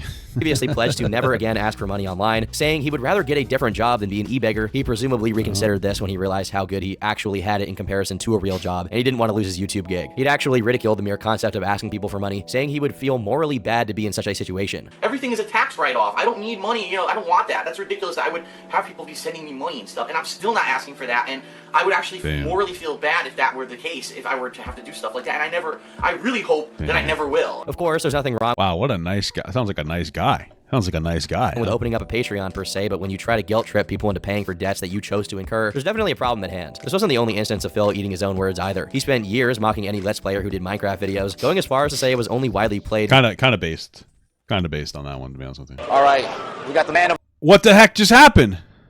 Without fire and consequently, especially in the relatively serious situation he found himself in at the time. Obviously, not every hater is responsible. Money, you know, I don't want that. That's ridiculous. I would have— Wow, I actually got back there pretty quick. People be sending me money and stuff, and I never either. He spent years mocking any Let's Player who did Minecraft videos, going as far as to say it was only widely played because it was free. The reason that people playing Minecraft and pedophiles is because it is free. Guess what, Notch? You're a f***ing idiot. Once Patreon time rolled around, he changed his tune. Didn't it turn out that Notch was like a super white supremacist or something? To simply having missed the game and set it as one of the tiers. However, much like any of the other obligations Phil made to his patrons during this time, he would fail to fulfill the extent of what was promised, with him only playing 1 of 4 prospective Minecraft sessions due to low viewership. Another incident came when users voted Persona 3 to be that month's Patreon. I never understood the whole Minecraft thing. That's not that fun to me. I don't get it. Game. After a 4-month playthrough, he reached the final boss, only to rage quit it and not finish, saying it was the worst designed boss fight he'd ever done. He only returned to Persona 3 later, though we'll cross that bridge when we get to it. Another tier on the DSP Patreon was yet another reboot of Project 7, which he promised to do if he hit $1,250 a month. The goal was met, and he took some time off of streaming to work on it. Just 2 weeks later, he indefinitely postponed production, saying to do Project 7 at that time would not make sense, all while refusing to refund the money donated for that specific purpose. It was also around this time that Phil decided he would only fulfill his pledge obligations if the pledges— He would only fulfill So funny. Surpassed the set goals by several $100s, supposedly to counteract the abundance of false pledges he was receiving on Patreon. In addition to this controversy, the prospect of another Project 7 reboot reignited whatever was left of Phil's deteriorating relationship with Howard and John, who at this point were very mad at Phil for a variety of reasons, including the fact he monetized a video he made talking about their mutual acquaintance, Scott. The entirety of their back and forth adds up to several hours, but the short of it was that ever since his move to Washington, there was no longer a real friendship between Phil, John, and Howard. Since this time, Phil has made clear on multiple occasions how he simply doesn't have the time to invest into friendships, instead sinking his time into his business, something that apparently continues to this day. Much later on, Phil recognized that during this time period, it wasn't just his professional life that was tumbling down, but also his personal life. His relationship with Lyanna was deteriorating, and he completely lost touch with his best friends from his peak era, both of which are cited as some of the most negatively impactful moments of his life. He also recalls doing nothing but eating fast food and drinking to such an extreme point that he describes himself as being an alcoholic at the time. Pretty sad, and despite everything, you can't help but feel pretty bad for the guy. Yeah, that's sad, man. I don't like alcohol because I'm diabetic. I mean, you know, you get to a point in your life where like it's not even worth it. Oh, let me drink some alcohol. You know what that means? Let me piss every 5 minutes. I don't have it in me. I don't want to pee all that. It's boring. So I don't like to drink that much because I'm tired of pissing. Jesus Christ, super chatted $2. Yes, sir. First time catching the stream. Of course it is. Okay. This day SP dude gay. What? Why do you guys do this? Why do you guys come in here and go, first time catching the fucking stream, dude? You've been here. What are you fucking talking about, you weirdo? You guys are nerds. Try471T super chatted $10. Don't tell me what to do. Here is a donation. Thanks, bitch. I'm just kidding. I love you. Thank you so much. I appreciate that. DSP began 2016 with a three-pronged plan. On his main account, DSP Gaming, he'd continue posting playthroughs like he always did, while his vlogs went to the King of Hate Vlog DSP, and his edited videos and montages were uploaded to a third account called KO Gaming. After a rough 2015 that introduced Phil to the consequences of behaving the way he did, he was angling to outwork his lack of manners and the audience of trolls he had attracted. It was supposed to be his year. Phil would finally become Himothy, until one foolish mistake sapped his momentum right at the very beginning. One of the ways he found to make up for his past shortcomings as a content creator was to return to Persona 3 to beat it, as he was supposed to do a long time before. However, just as his live stream for it was about to begin and the screen was set on a message informing people that it would start shortly, he mistakenly left his webcam on and visible to the viewers. In doing so... Is this when he started jacking off? He'd probably make a lot of money doing that. Did he show his dick? He exposed his audience to what appears to be his pre-stream preparation ritual, if we can call it that. I'm pretty sure I can't really show it on screen, even though it's not explicit per se, since you can't see any of it happening, but it's fairly obvious based on the fast-paced jerking motions and his facial expressions that DSP is cranking one out immediately prior to beginning a stream. What do you think he's jacking it to? Like the game? Like I used to when I was a kid. Wait, hold on. Let me make sure I know when this game came out so that I was actually a kid. Let's see. All right, I was 2003. So yeah, I used to jack off to Final Fantasy X too. I used to jack off to the girls. I wanted to make sure it was then because I didn't want you guys to be like, oh, this guy was like 25 jerking off to the. Which, by the way, I don't even know why I'd be ashamed of that because I would do that. But you know, I always liked the big tits and the small tits. And all the tits, really. They made my dick hard, so. As soon as he's very visibly done, the live stream starts and he says, "Oh, the camera's on. The camera's been on the whole time, huh?" Almost as if he was knowingly nodding to those who had the displeasure of witnessing the whole thing. As far as live streams go, this comes close to the mother of all of them. It was covered by Keemstar of Drama Alert, and potentially, it's the single most well-known moment of DSP's career to this day, however ironic and depressing that may seem. Phil's first response to the situation was to simply ban anyone in stream chat that questioned him on what exactly he was up to during that pre-stream. Due to the stream only having 20 to 30 people on it at a time, and since a lot of people watch live streams in the background while doing something else, like gaming, he probably thought this moment would simply sink into obscurity and be quickly forgotten about by those who had witnessed it. I mean, this is an excellent moment for exposure, dude. Wonder, in the hundreds, maybe even thousands of hours of DSP live streaming and unedited videos leading up to this, if that or something equivalent has happened before, and it just got lost, like tears in the rain. His next move was to berate those who suggested he was such a degenerate as to masturbate in front of his YouTube viewers publicly, before proceeding to claim he was simply scratching his leg. I don't know one single human on Earth that enjoys scratching their leg that much. And honestly, I feel like if he had just acknowledged what happened and made a joke out of it, it probably would have been pretty funny. He just couldn't do that. The hit to his ego was too big. After the immediate shock and embarrassment wore him down to the point where Phil felt comfortable in ceasing his reflexive lying, about a day later, he embraced it and admitted that he was, in fact, not just scratching his leg. Due to how thoroughly he welcomed the mockery this time around, some people thought that Phil either faked it or did it on purpose in order to get attention to his floundering career. However, as misdirected as Phil is, I doubt this is the case, not only because it falls outside of the purview of the typical shenanigans he gets up to, but I honestly also think he lacks the imagination one needs to have that sort of move. It's too Andy Kaufman for good old Phil. There are way simpler and less risky ways to boost engagement besides public humiliation, and if we've learned anything, Phil loves to self-aggrandify And one of the girls 19 in Final Fantasy X2. I don't care. I was 13 years old, bro. I was jerking off as a fucking kid. I was banging my dick as a fucking child. You think I gave a shit how old people were when I was 13? Okay.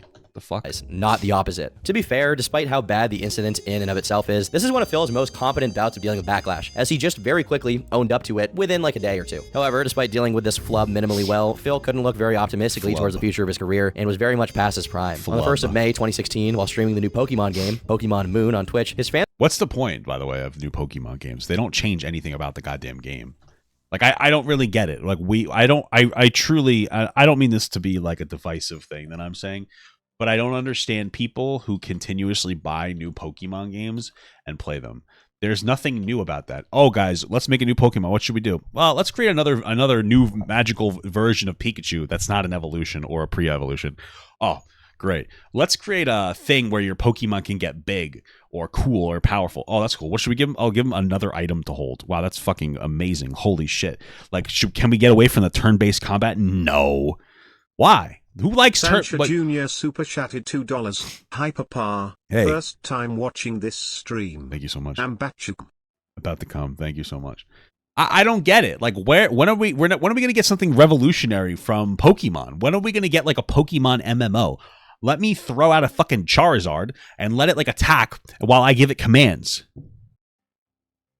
Like, it doesn't make sense. It's not fun. The game is, let me make the Pokemon fuck. That's a really cool system. Can I watch them fuck? No. Like, I don't understand. In the real world, if I had a Ditto, turn into a Jinx with big tits, you know? That's all I'm saying. So, that's all I'm really saying. Fans would incur Phil's wrath as he lashed out at them. Quite honestly, let me take a look, because I've not looked at stream numbers all day. My god, the stream numbers were terrible. Wow, what happened? Here's the bottom line, and I'm tired of it now. No more excuses. I don't even watch stream. I don't even know what my stream numbers are. I don't give a shit.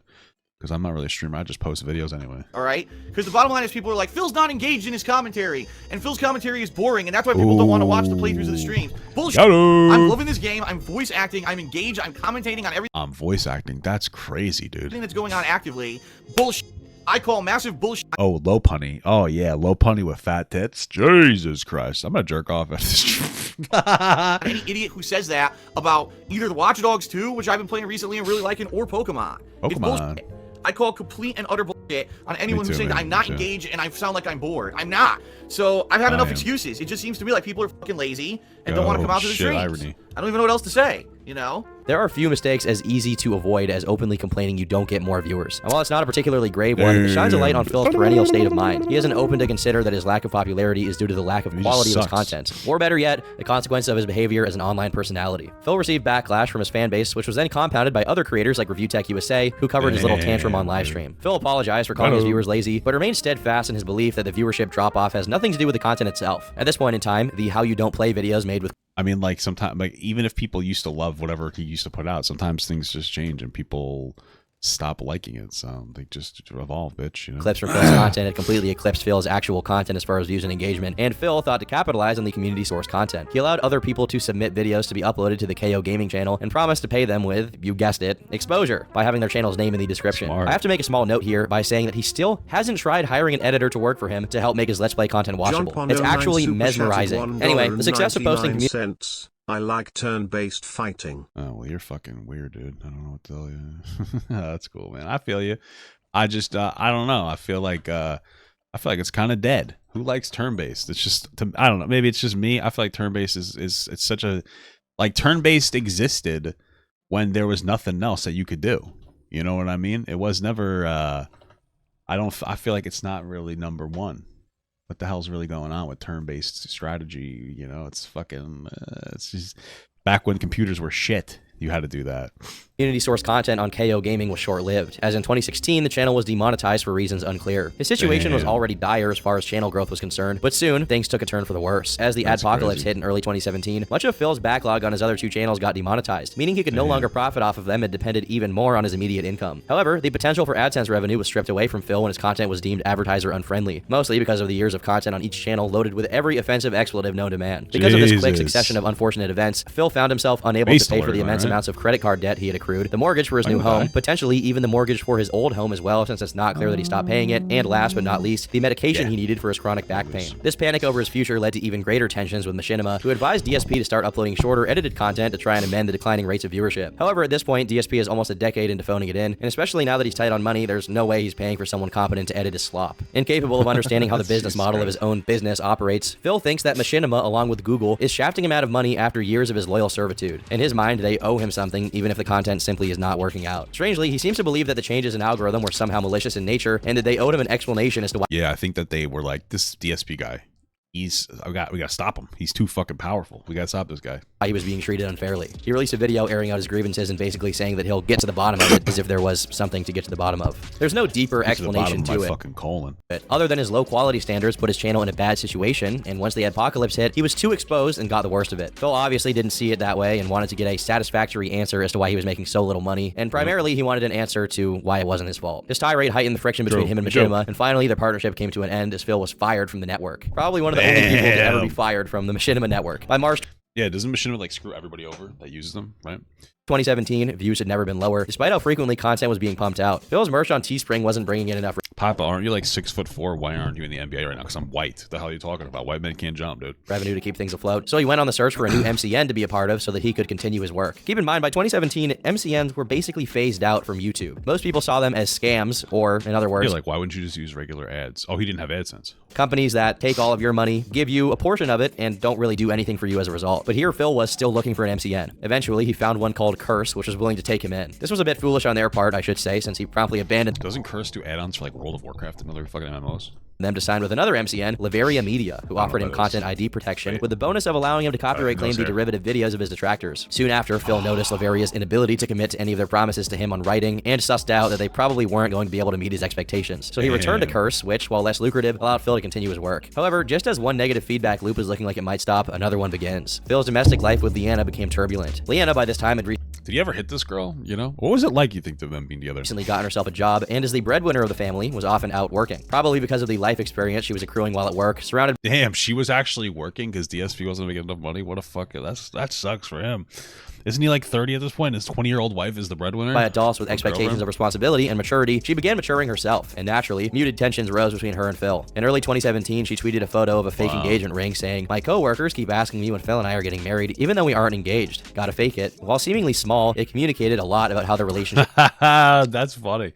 She's dropping some not-so-subtle hints. It was going. She wanted more out of it. She wanted commitment, expecting Phil to take it to the next level, while he was comfortably inert. While he acted very confused on stream when it was brought up, it appears he quickly took the hint and got engaged to her. This is like Steven Seagal. Though he admitted there was no hope of having an actual marriage take place due to Phil's unstable finances. Despite the proposal, there were various signs that they were adrift and on a fast track to separation. A little while later, Lyanna suffered an anxiety attack that was so intense it landed her in the hospital. This flare-up of her condition compounded on top of their... What condition does she have? Isn't she like a total bitch? Why would she... So she's a rude person that has anxiety attacks? That doesn't seem like it makes sense. Why would you put those two and two together? Already bad situation, since they had to pay for her 3-hour stay in the emergency room, despite her receiving nothing resembling treatment besides a pill, according to Phil. The reason for her anxiety attack is unknown. It could just be from the stress of having a job, but many people speculate it had to do with her relationship with Phil. Soon enough, Lyanna did break up with Phil and moved out. While he denied it for a brief period, he eventually did speak out on it, saying the following. Since there's been tons of speculation and it makes sense to clear it up, yes, it's true that Lyanna and I have broken up. We actually broke up a while ago and she moved out 2 weeks ago. We purposefully agreed to keep quiet to prevent any unnecessary drama on either side, being that we both have public personas and social media presence, and we're still on good speaking terms. This is a personal matter between us dealing with behind-the-scenes occurrences and feelings that, quite frankly, are nobody's businesses but our own. I wish that's fair. It's perfectly reasonable. Lyanna the best. I still talk with her regularly, and we'd both appreciate it if you'd respect our privacy on this matter. As in, don't bother asking for details because you won't get them. In fact, this is probably the only time I'll really address it, as I'd prefer to move on positively and focus on the future. There will not be any videos made on this subject. Thanks for understanding. Meanwhile, the trolls took this opportunity to make a phone call to the radio station 897 KACC and requested the song "Baby Come Back" on Phil's behalf. People are pieces of shit. That's so funny though. 89.7 KACC. We got a dedication in. These kids and their names, I swear. So, DarkSydePhil wants to dedicate a song to Panda Lee. He wants to dedicate...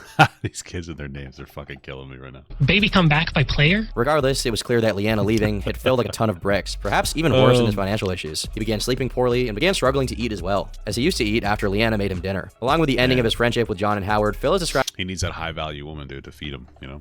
his breakup with Lyanna as one of the most negatively impactful things to have happened to him in his life. At this point, he was more of a Twitch streamer than a YouTuber since he was getting increasingly less results from his uploads, and still, the requests for donations to his Patreon kept becoming more frequent. His trolls found themselves at a crossroads, like a dog chasing a car. They didn't know whether to celebrate Phil finally approaching rock bottom or to mourn how low he'd come. By November 2017, Phil got into another relationship, one that he publicly announced in early 2018 by posting a picture of a red-haired woman tending to his Christmas tree, though her identity was concealed. Probably like his mom or something. Fuck, was it a girl in a wig? What the hell's going on there? The troll's response to this was to quickly start a thread on Kiwi Farms, claiming to be a lady of the night who was hired to pretend to be DSP's girlfriend. And what is perhaps the strangest— maybe he's trying to make his ex jealous, yeah, who knows? twist of this entire story, it turns out the people behind this particular troll campaign were Patrick and Brenda Bronsgeest, a pair of professional scammers who use pictures of young women without their consent to swindle victims of their money. After a decade of their grift, it was their attempt at defaming Phil that caused their undoing. The woman whose picture they used to pretend to be Phil's fake girlfriend was contacted and promptly refuted their story, and just like that, the thread was gone. The account that made this thread was soon linked to another pseudonym, Angelina Capri, who had registered a domain in the name of none other than Patrick Bronsgeest. By the time they changed the registry information to the domain providers, it was too late. Kiwi Farms had already gotten to them. Scouring the internet for any information they could find about them, they came up with various indecent images of Brenda, among other things. Another account linked to Patrick was recorded attempting to provoke Phil during Twitch streams, claiming to be a patron who would rescind his pledge if Phil didn't address the rumors directly. Whether this was a botched attempt to extort Phil, or just a way to kick him when he was already down for entertainment is still unknown. Owner of Kiwi Farms, Null, would personally email Phil seeking to clear the air around the situation. I love 307 became a member. Hey, thank you so much for the membership, brother. Wow. I also really hate being lied to. The escort story had steam to it because the escort identity had tweets mentioning you going back 4 years before the first "this is how you don't play." The escort profile itself had its identity verified by a third party. Every single thing they said was impossible to disprove, but it fell apart in January when she claimed and no one believed you had raped someone. That threw her entire story off balance and people began looking for what was going on. The truth? They were professional catfishers, a Dutch couple using random girls' pics to get money in Amazon wishlist items. They were genuine fans of yours in 2014 but turned detractor, then decided to use their extensive catfishing profile against you. I know you don't want to visit my site, so this is an archive of the full details on a third party site. It totally exonerates you. Cheers, big ears. Following this fiasco, Phil introduced his new girlfriend, Kat. Compared to Lyanna, who was outgoing and often outspoken to the point of being jarring for Phil's following, Kat was more shy. She looks like she might kill somebody. I don't, what the fuck? She looks like an SNL skit, you know? Refusing to participate in Phil's playthroughs and seemingly being averse to having her photo shared, she appeared so uncomfortable in front of a camera that it quickly became a gag that Phil had kidnapped her as a hostage. Regardless of what was being said by the detractors, this was a good sign for their relationship. Since Kat— yeah, I mean, I feel like it's okay to have that boundary of not having everybody see every girlfriend that you have. wanted nothing to do with Phil's online presence and what it came packaged with. In 2018, Phil tried to replicate the virality of his original DSP Tries It Axe body detailer video, but it was quickly overshadowed by another controversy he involved himself in. At the time, prominent streamers and influencers received copies of the newly released State of Decay 2, common practice for companies who want to promote their products. Upon realizing he was simply too irrelevant to be viable as a recipient of a free copy, Phil took to Twitter to rant. Those playing State of Decay 2 a full week early are paid shills. They are walking advertisements, not true gamers, and are doing so solely for a paycheck. I'll be paying for the game and playing it this Friday, just like so many of you, and my reactions will be legit, as always. Within a day, Phil retracted the statement once he realized he himself had received free copies of games such as Fallout 4 and Dark Souls 3, and that would obviously make him look like a hypocrite, so he retracted the statement, presumably because he himself had received free copies. Not only did he acknowledge the hypocrisy, he also suggested using Twitter for business purposes exclusively to prevent similar situations in the future. Despite his— yeah, I mean, just delete Twitter. I mean, I can understand it's a hit to the ego, but damn, dude, that cope is so fucking hard. I wouldn't even want to make that video.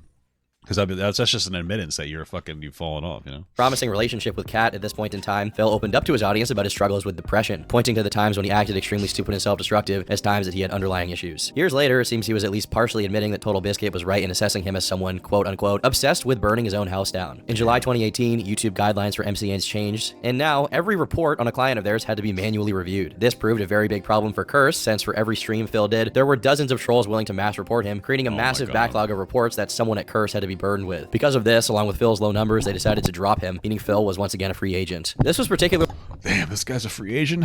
He doesn't seem to really be able to, he really doesn't seem able to get any good luck here. Really impactful on his finances, since the month prior, he maxed out his credit cards to pay off the total sum of state taxes he owed, and without an MCN, his main channel, DSP— he uses his credit cards to pay taxes. This guy's a fucking idiot, dude. Holy shit. Gaming apparently couldn't be monetized. He did find a brief period of relief thanks to one troll who spent a hefty sum on donations to him, planning to eventually charge Phil back for all of it, but ultimately the chargeback didn't work and Phil got to keep the money. Since he no longer had the MCN's AdSense linked to his main account, Phil had to appeal his original ban on DSP gaming from 2010 in order to make a living. He started uploading his new content into his long dormant KO gaming account, but that wasn't much of a fix considering the channel was dead from the lack of uploads and engagement. Phil truly was between a rock and a hard place here. On Twitch, he aired out his frustrations in regards to his dwindling income and a lack of financial support from his YouTube viewers, saying, "I'm gonna make a video about it tonight, asking those who watch on YouTube to pledge on Patreon for real this time. If people watch on YouTube, that's no excuse anymore. You guys on stream, I cannot really ask for more. You guys give me so much already. But those YouTube viewers at this point are just taking for granted, and it has to stop. Those who have watched me on YouTube for 10 years and just take it for granted that I'll always be there need a wake-up call. How am I getting thousands of views on my video and having less than 200 patrons? In the video, he announces that from now on KO Gaming, he will be heeding to people's requests and uploading long-form content, almost as an archive to his streams, instead of hundreds of 10-minute or shorter clips that he used to do. Though this is a concession, it's done very begrudgingly, and it's not timely whatsoever. It would have been significant had he done this 5 years prior, but I mean, it just sounds like this guy needed to have 2 channels. He needed to have like a channel that was for actual long-form content and then a channel for clips.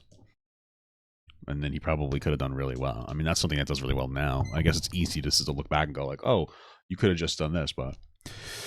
my mother recently passed away, and I'm currently at her house. Thank you for keeping me company, Papa, and giving me the little bit of normalcy. Just want to thank you. Oh, I'm sorry, brother. That sucks. You know, it's really sad. When my aunt passed away, I was 15. You know, me and her had a turbulent relationship, to say the least. And, you know, I remember when she passed away, and my mother went over to my aunt's house and with my uncle and stuff, and they cleaned out her room. You know, she had an apartment, and they found, you know, a lot of stuff in there. They found a lot of dildos. My aunt liked that freaky shit. And so that was a beautiful send-off. You know? A beautiful send-off to a beautiful life. So... Now it's just too little too late. I should make a note here that he's more than willing to press his YouTube viewers for wanting to watch something without paying for it. Meanwhile, he's not very eager to press himself to get a real job if his financial situation is as dire as he claims it is. It's almost like he's completely sidestepping his monetary burdens and placing them squarely on his viewers, like they're the ones in debt to him. Luckily for Phil, DSP Gaming did eventually regain monetization. During that year's Halloween stream, after participating on the stream for a couple of games, Kat abruptly left the stream to go out with her friends. Later on, Phil revealed that the real reason she left was because of the excess of trolls in chat that were upsetting her. One troll in particular got the brunt of Phil's ire, the almighty Tevin. Why does everyone want me to give Tevin a birthday shout out? You guys are f***ing lame trolls. What? Who cares if I say happy birthday to Tevin or not?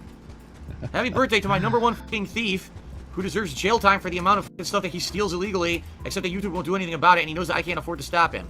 Happy birthday, Tevin. It's funny because I feel like people would have less of an issue. Like, that's the thing about getting trolled, man. If you lean into it, people will like you more. If you're like, oh yeah, that's funny. But if you criticize it and cry about it, people are going to be so upset with you. You know, they're going to like, well, it's going to work. You know, people troll you for, oh, what are you talking about? My Lego guy has his beard is coming off. The paint's coming off. This is fucked up. This is terrible. If you get trolled and you let it get to you, people are going to do it more because that's the reaction they want. That's why you kind of have to just not care. Birthday, shithead. Tevin's claim to fame, besides beating Phil in Street Fighter on one occasion, is having tried out the Wings of Redemption playbook on DSP, deliberately calling him Dave instead of Phil to get a rise out of him. Although it didn't catch on as much as Wings' Richard Samuel routine, it was an admirable effort. Besides being responsible for restreaming many of Phil's streams, Tevin had been around for quite some time, knowing of DSP since before 2010. What's interesting is that many of Phil's most prominent detractors at one point were actually fans of him. Quite the Batman dynamic he has going on. Due to all the DSP derivative content Tevin had uploaded, Phil began frequently accusing Tevin of stealing his content, comparing him to a bank robber, among other things. For a brief period, he was the primary recipient of DSP's ire, to the point where the phrase "it's Tevin's fault" became one of the rallying cries for the detractors, especially during that period. But no matter how much Phil accused others, ultimately, he was his own worst enemy. Despite being a very meek person in real life, according to everyone who's actually encountered him, online, Phil just had conflict in his nature. Some were less personal, such as his brief friction with low-tier God, as the two were often compared to each other due to both being very toxic Street Fighter players. As a matter of fact, they even fought a match in-game once.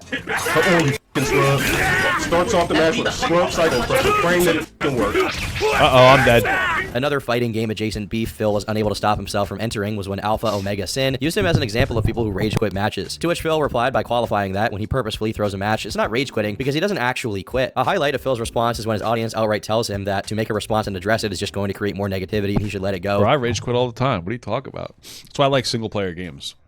Because I get angry. And so this is the thing. When I used to play Dota, I used to get really angry, and then you're stuck in a game for 40 minutes and you're just angry. You know, now I play like WoW, Warcraft Rumble, or like Clash Royale. You know, it's a little bit different. It's like way different, you know, because you could just leave the goddamn game if you're getting stumped. To which he responds that he's been the bigger man for a very long time, meaning it's okay for him to engage with someone saying something bad about him just this once. I guess that's sort of Phil's general sin as a content creator. He's unwilling to not engage with negativity, which makes for a very depreciated viewing experience for people who actually want to watch his streams. He also got in some trouble in 2019 when talking about the passing of Twitch streamer Etika. While he does express sympathy for Etika, he makes the mistake of pontificating about his own situation in 2017, leading many people to claim he was making what happened about himself. The video also attracted some negative attention due to it briefly being monetized after being uploaded, with the first line in the description being a Streamlabs link to give Phil Phil a tip. Honestly, I think this one's not that big of a deal, but obviously someone was mad. In a similar instance, about a year later... Yeah, I mean, like, if that's just normally how, if that's normally what your description is. Like, I don't usually ever demonetize videos for what? Like, I'm making content, need to make money. I'm not changing my content or making it different for money, but I still need to make money. So if I talk about a sensitive topic, of course I'm going to monetize it. Phil got himself in hot water again, this time regarding Kobe Bryant's passing. I mean, I guess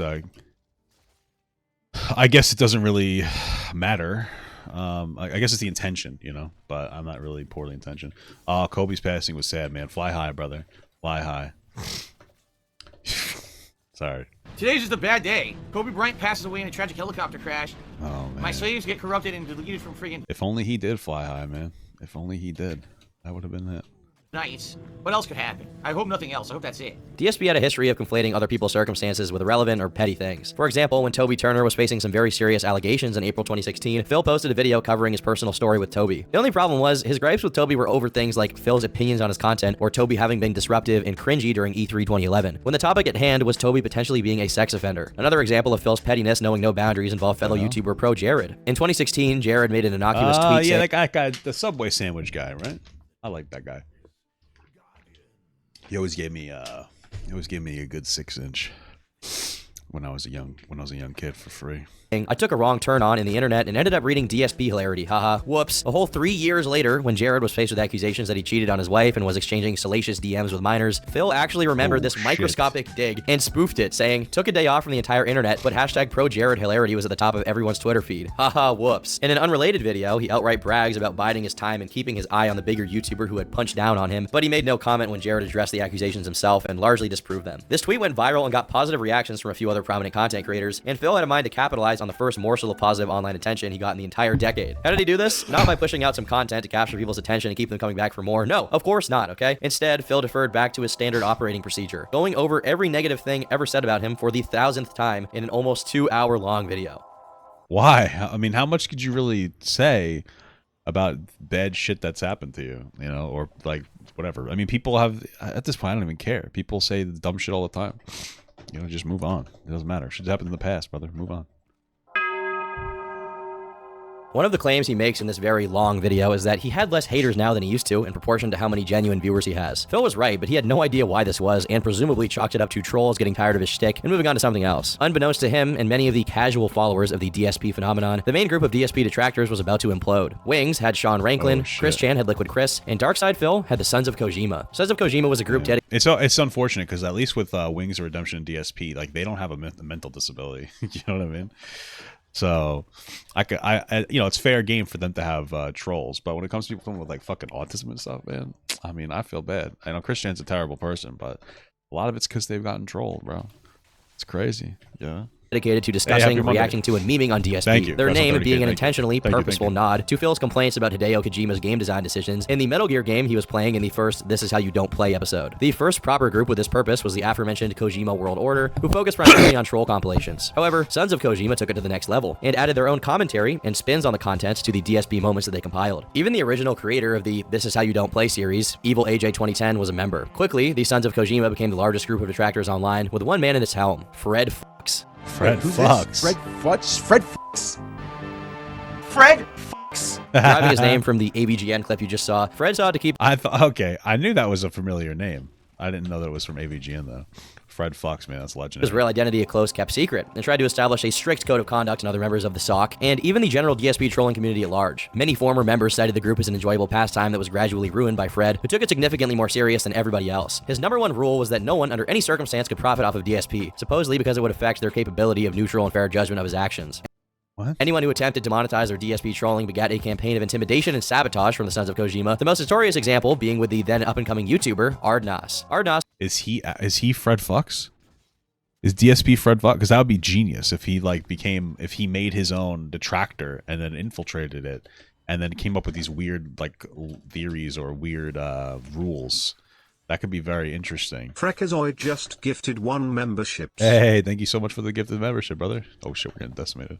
was a rising star in the niche DSP detractor scene, uploading daily summaries of Phil's shenanigans. The one mistake she made was making money off of her work, something Fred and the SOK were quick to confront her with on Twitter when their content was used. The content in question was screenshots taken by Fred and images of DSP's content with an SOK watermark plastered on it. Ardnos claimed that her videos had ads placed on them by YouTube's copyright system against her will since they were DSP re-uploads. The incident split the detractor community, as people were either subscribed to Fred's ethos or casuals who thought it was stupid to treat it with much more importance. And I would probably agree with the casuals. Ultimately, Ardnos got her account copyright struck into oblivion after her intro song, which was in multiple videos, was claimed in all of them. Ardnos and another former SOK member had a few exchanges about how Fred was worse than DSP. The particulars around who was responsible for the claims are very murky, but what matters was that this marked a tide change against Fred. For the roughly 3 years that the Sons of Kojima was around, it was involved in more internal drama than DSP himself. In 2015, Phil's main gaming channel, DSP Gaming, had been plagued by various copyright strikes over the use of fan art and pre-streams. Leaks from a former Sons of Kojima member, Kaz, revealed that it was an associate of the SOC, Be Awesome One, who had not only created the fan art for Phil, but revoked permission for its use in his pre-streams, with the Sons of Kojima giving him the authorization. The Sons of Kojima had gone from idly compiling and reviewing Phil's content for fame and ridicule to actively seeking to destroy his career. One user, the King of Divas, saw Fred leading the group as the direct cause of everyone in it becoming distrustful of each other, but he was pushed out of the community and punished for his betrayal after the fact with a feature-length expose. His private messages, recorded calls, and personal information leaked, all for his non-adherence to the cult of Fred. Another user, Doper, made probably the best assessment of what the group was becoming in a twit longer. Let's be real here. Phil is not Hitler. He's an overweight, careerless 35-year-old man who spends his days walking from one end of his house to another while complaining about how hard his life is. I've seen way too many people act as if they're on some kind of mission to defeat DSP. Why? What's the end goal here? Get him off YouTube? Get his Patreon shut down? Why is this something that people would want? What exactly has Phil done to you personally that would justify that in your eyes? He blocked you? He banned... Yeah, I mean, how are you supposed to get money?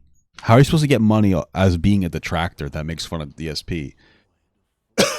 If you get him canceled, right? You need his content to make fun of him, right?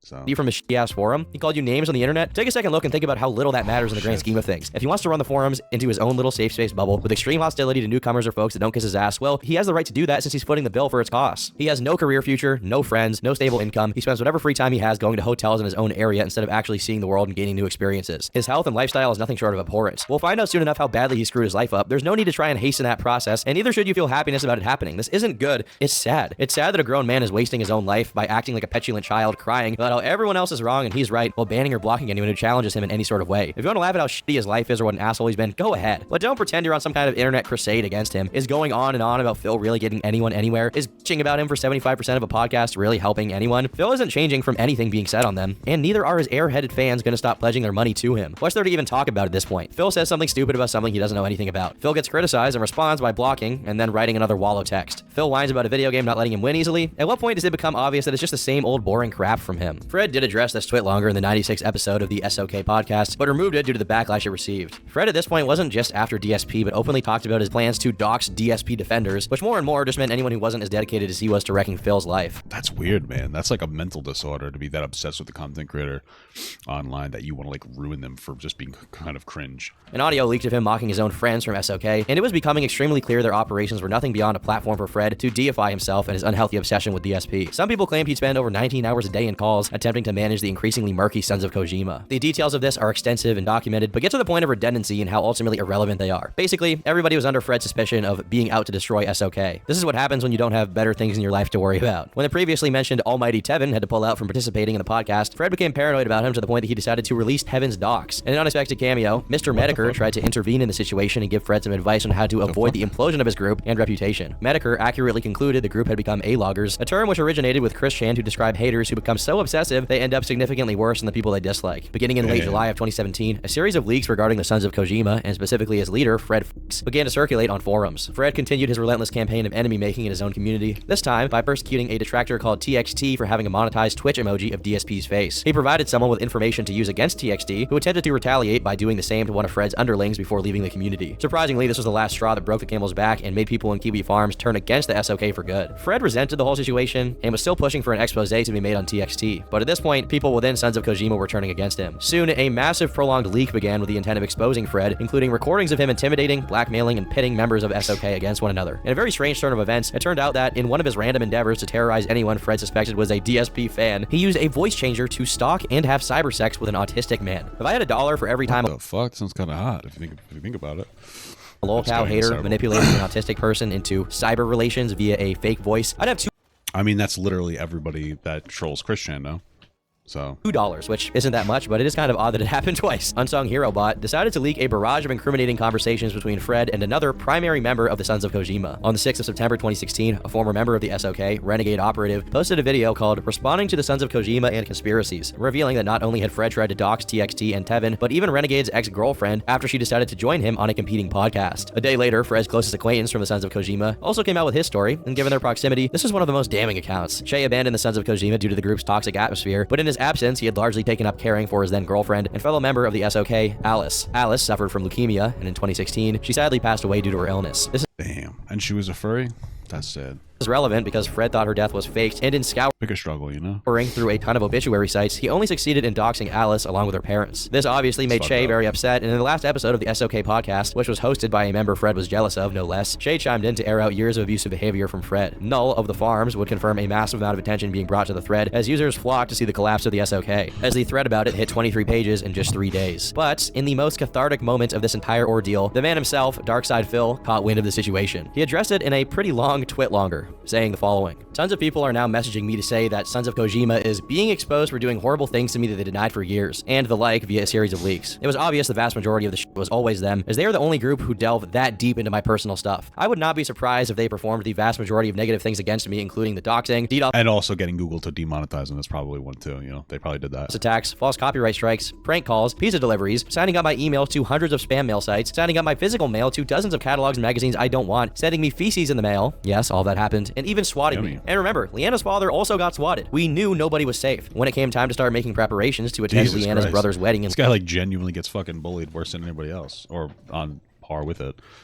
Doxing? That's fucking wild. Late 2015, we came to the conclusion that ultimately, if we attended, there would be a strongly increased chance that someone would try to f with us and ruin the event. That would have been incredibly messed up. Having someone else's once-in-a-lifetime event get ruined by a swatting, we all collectively agreed to stay home and not attend the event. What did Sons of Kojima do? Well, first they decided to find out the address and date of the wedding. They, on their own, and without my mentioning to it for months, researched and found the event, and then spread that info all over the internet. They then decided to spin it that the reason we weren't attending was because I had forced Lyanna to skip it so that I could stay home and play Fallout 4 to make money. So not only were they the reason we missed the wedding, they then turned their own... I mean, who doesn't want to miss a wedding?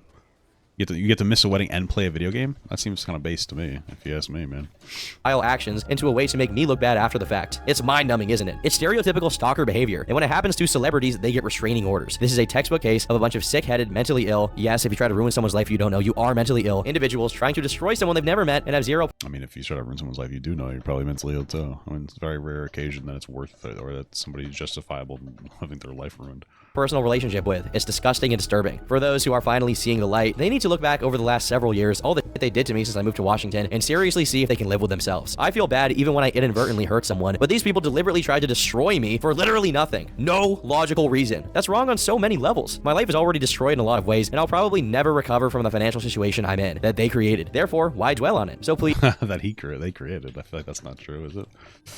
He's not great financially himself. Please don't keep contacting me with juicy new info, as I don't care. Just let me do my daily thing and be who I've always been since day one, and let's keep stuff positive moving forward. Everything else is just white noise that we can block out. While Phil is correct about many of the things said here, to blame the financial situation he's in on the Sons of Kojima takes a big chunk of credibility away from his twit longer. During the previously mentioned final episode of the SOK podcast, Null asked the present members if anyone had any knowledge of these swatting attempts, and they said it wasn't their doing. While Phil seemed to accurately assess his haters turned stalkers, it didn't mean that he was necessarily right in pinning his assessment to the members of SOK, many of which weren't half as deranged and deserving of that kind of framing as their leader, Fred, was. Speaking of Fred, he soon spoke out himself about the leaks. The things I've said and done in the past were disgusting, embarrassing, and inexcusable. I'm not going to make excuses or say that anyone else influenced me to do them. I take full responsibility for what I did. I mean, like, at what point when you do something super fucking horrible, like you're doxing somebody, it's like, yeah, guys, sorry, I didn't realize that was wrong. I mean, why would anybody forgive this person? And what went on in that group at the time. When I look at the pictures, I feel ashamed, not even just because they're public now, but because I acted that way. It's stuff I allowed myself to forget about and move on from that I have to now reflect on. One positive thing I can say is that the things leaking out from 2 years ago are not what the group is today. That is why none of the leaks are recent. A number of things have changed, and the vibe is completely different. I want to thank you for your support and your friendship. I have no hard feelings. I can only blame myself. Whenever things like this happen, I try to learn from it. This is no different. We'll see what happens. For now, I'm going to focus on my friends and family. Okay. The reaction to Fred's apology was, at best, indifferent. At worst, people, including almighty Tevin, who represented many of the members of the detractor community, saw it as generic and simply put damage control with no actual repentance to back it up. Yeah, I mean, like, you were doxing people, right? It's like, how the fuck do you just go, yeah, I kind of fucked that one up? It's like, oh, yeah, you sure did. Speculations as to how the group would fare are varied. Some thought there's no way it could survive in any shape and suggested that some of the members of SOK that looks like a horde symbol. What the fuck? Were gladly having Fred be the scapegoat for their misdeeds. However, others saw value in what the Sons of Kojima did, but thought it should be limited to the fun commentary part without any of the officializing and secret keeping Fred brought with him. Many people discussed whether Fred should be doxxed, which led others to suspect that a vicious cycle was at hand. By hating DSP, well, I mean, I feel like doxing him at that point just kind of continues the cycle of violence now. Obsessively, Fred became like him. In fact, he became worse than him. And so if people were to hate Fred obsessively, they'd also become like Fred, and so forth. Regardless, the leaks continued relentlessly, and after years of ridiculing lolcows, Fred became one himself and received his very own thread on Kiwi Farms. Damn. Got him. With his detractors leaping headfirst into a shredder, Phil felt a burden lift from his back. Because of the void left by the Sons of Kojima's collapse, it meant that DSP had less judicious eyes trained on him at all times, and consequently, he knew he could get away with more stuff than usual. Besides things like his old condo still bleeding his wallet every month due to the real estate market in Connecticut apparently being on a continuous downturn, Phil admits not only to have taken on more credit card debt, but also loans and borrowing money from his parents to pay the costs of running his business. He says he doesn't talk about it because he doesn't want to bother people with his problems, but this is evidently not really the case since he has no problem in asking for money and constantly talking about his problems every day. More likely, he doesn't want to speak on where exactly that money is going because it will invite every dormant. Yeah, I mean, I guess I'd be curious too. Like, where is all that money going, dude?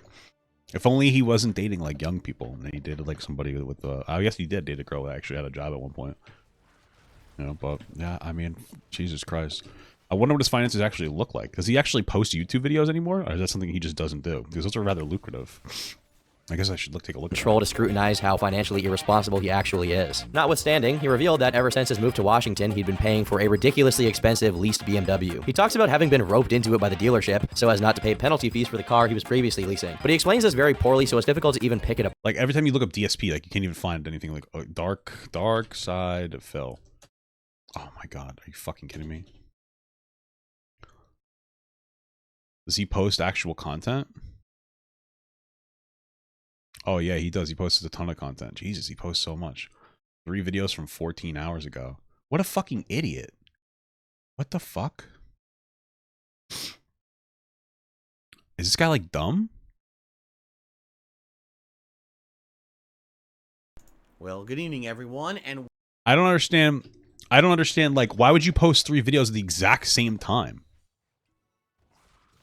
Like, that can't be good for your, like, what? Why wouldn't you give it a couple hours? That's like the fast track to fucking a loss on that one. That's just, it's so fucking stupid. Just makes no sense. He posted like an hour-long video alongside other videos, all at the same time. Why wouldn't you pace those out? That doesn't make any sense. The most egregious part of the story is that when asked about why he didn't just get a used car, he tries to make it seem like it would somehow be more expensive and inconvenient than just getting the BMW, which is obviously impossible to be true. Just get a Civic, okay? But Phil's financial situation became just get a Kia Soul, some people would say. Get a 2017 Kia Soul. What? Exponentially worse when apparently someone, presumably one of his detractors, tipped off the state. Yeah, he dated a young person without a job, and then when she got a job, they broke up. Yeah, that's my point. You know, I just don't understand, dude. Like, he's just actively hurting himself at this point. Of Washington that Phil was an unregistered business operating in the area. Phil hadn't paid taxes for his business operations for the previous 3 years, and all of that was about to come down on his head at full speed. To pay off all the back taxes Phil had accumulated, he did back-to-back live stream fundraisers on Christmas 2017 and February 2018. But despite having a minimum goal of $2,000, Phil only raised a little over $300. Undeterred, he tried doing good for him even more special events, such as starting the annual tradition of having. Does he realize he has to pay taxes on the money that he collects through those fundraisers, or the entire week of his birthday having celebratory streams? Coincidentally, his birthday is in April, right around the same time taxes are due in the US. During this time, he held an impromptu fundraiser, again to the tune of $2,000, and this time getting a little over $400. By this time, Phil promised to not bring up his taxes anymore due to the amount of ridicule he was getting from both his fans and haters. Later, Phil confirmed he managed to probably his mom and dad too, probably pissed off at him. Probably complaining. Pay off his taxes for the state of Washington, with only his federal taxes remaining. Only problem is his federal taxes amount to oh, sorry, I meant to mute myself. But yeah, federal taxes are more expensive than state taxes, so what the fuck? $17,000. So during winter 2018, Phil ran 4 different fundraisers to scratch together some money to keep it 17,000 over 3 years or for 1 year? Afloat. Though his YouTube was if it was $17,000 for 1 year, he must be making decent money, no? But okay, whatever. Doomed, as we've previously discussed. His Twitch account wasn't. During this period, he went from 517 subs to over 1,800, most of which is thanks to one user who gifted over 1,000 subs during his streams. The total amount donated through gifted subscriptions amounted to a little over $5,000, which Phil got half of, as his standard operating procedure on Twitch. This, plus Twitch bits, his Patreon money, what was left of the YouTube ad revenue, and the odd tip, actually made things look slightly hopeful. The only stain on this relatively positive moment was that Phil, despite his previous claims that he used to be an alcoholic, decided to spend the Christmas fundraiser of 2018 indulging in hefty amounts of alcohol, which prompted him to become noticeably more neurotic erotic, the drunker he got. Luckily, he managed to drift by without causing any major havoc online. Later, he announced that the grand total he needed smart guy. And alcoholic? Drink more alcohol. Raise was actually 17 grand, as to cover the expenses for his tax attorney. April 2018 rolled around, and during the main event of birthday week, Phil managed to receive a total of $1,300 in tips. For the rest of the amount he owed, he made a deal with his parents. They would pay for his debts, but he would have to set out a 10-year plan to get his finances in order and keep them there. Yeah, you know, I'll stream for 10 years. I'll just keep streaming and banging my head against the wall. I mean, I respect him not wanting to work on the Wolf Scout podcast. But I mean, get something going together. Like, you have nothing for you. What the fuck is this? Like, what are we looking at here? You know? 3 videos posted at the exact same time. He's playing Call of Duty for a whole entire hour. Another video of him playing Call of Duty for an entire hour. Why would you separate this into different parts? Alright guys, good evening. Welcome back to Modern Warfare 3. New session tonight. New class, because the daily challenges today are to get kills with the assault rifle. 5 headshot kills. And to get overall... oh, just across the bridge.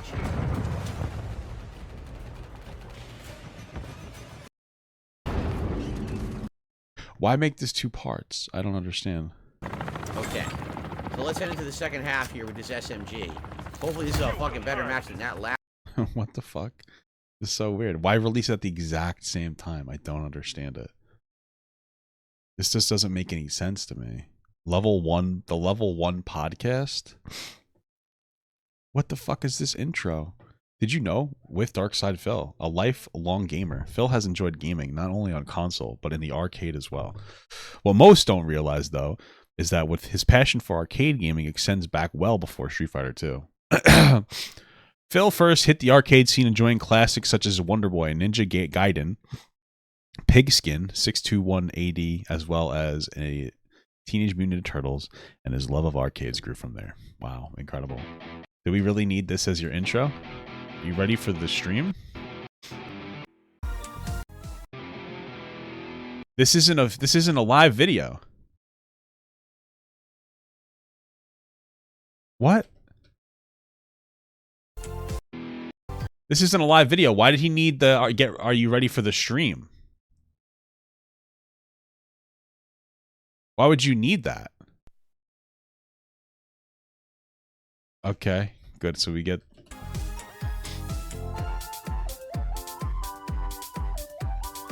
wow. Yeah, you're right. It's been working for him for a decade. Why would we change this?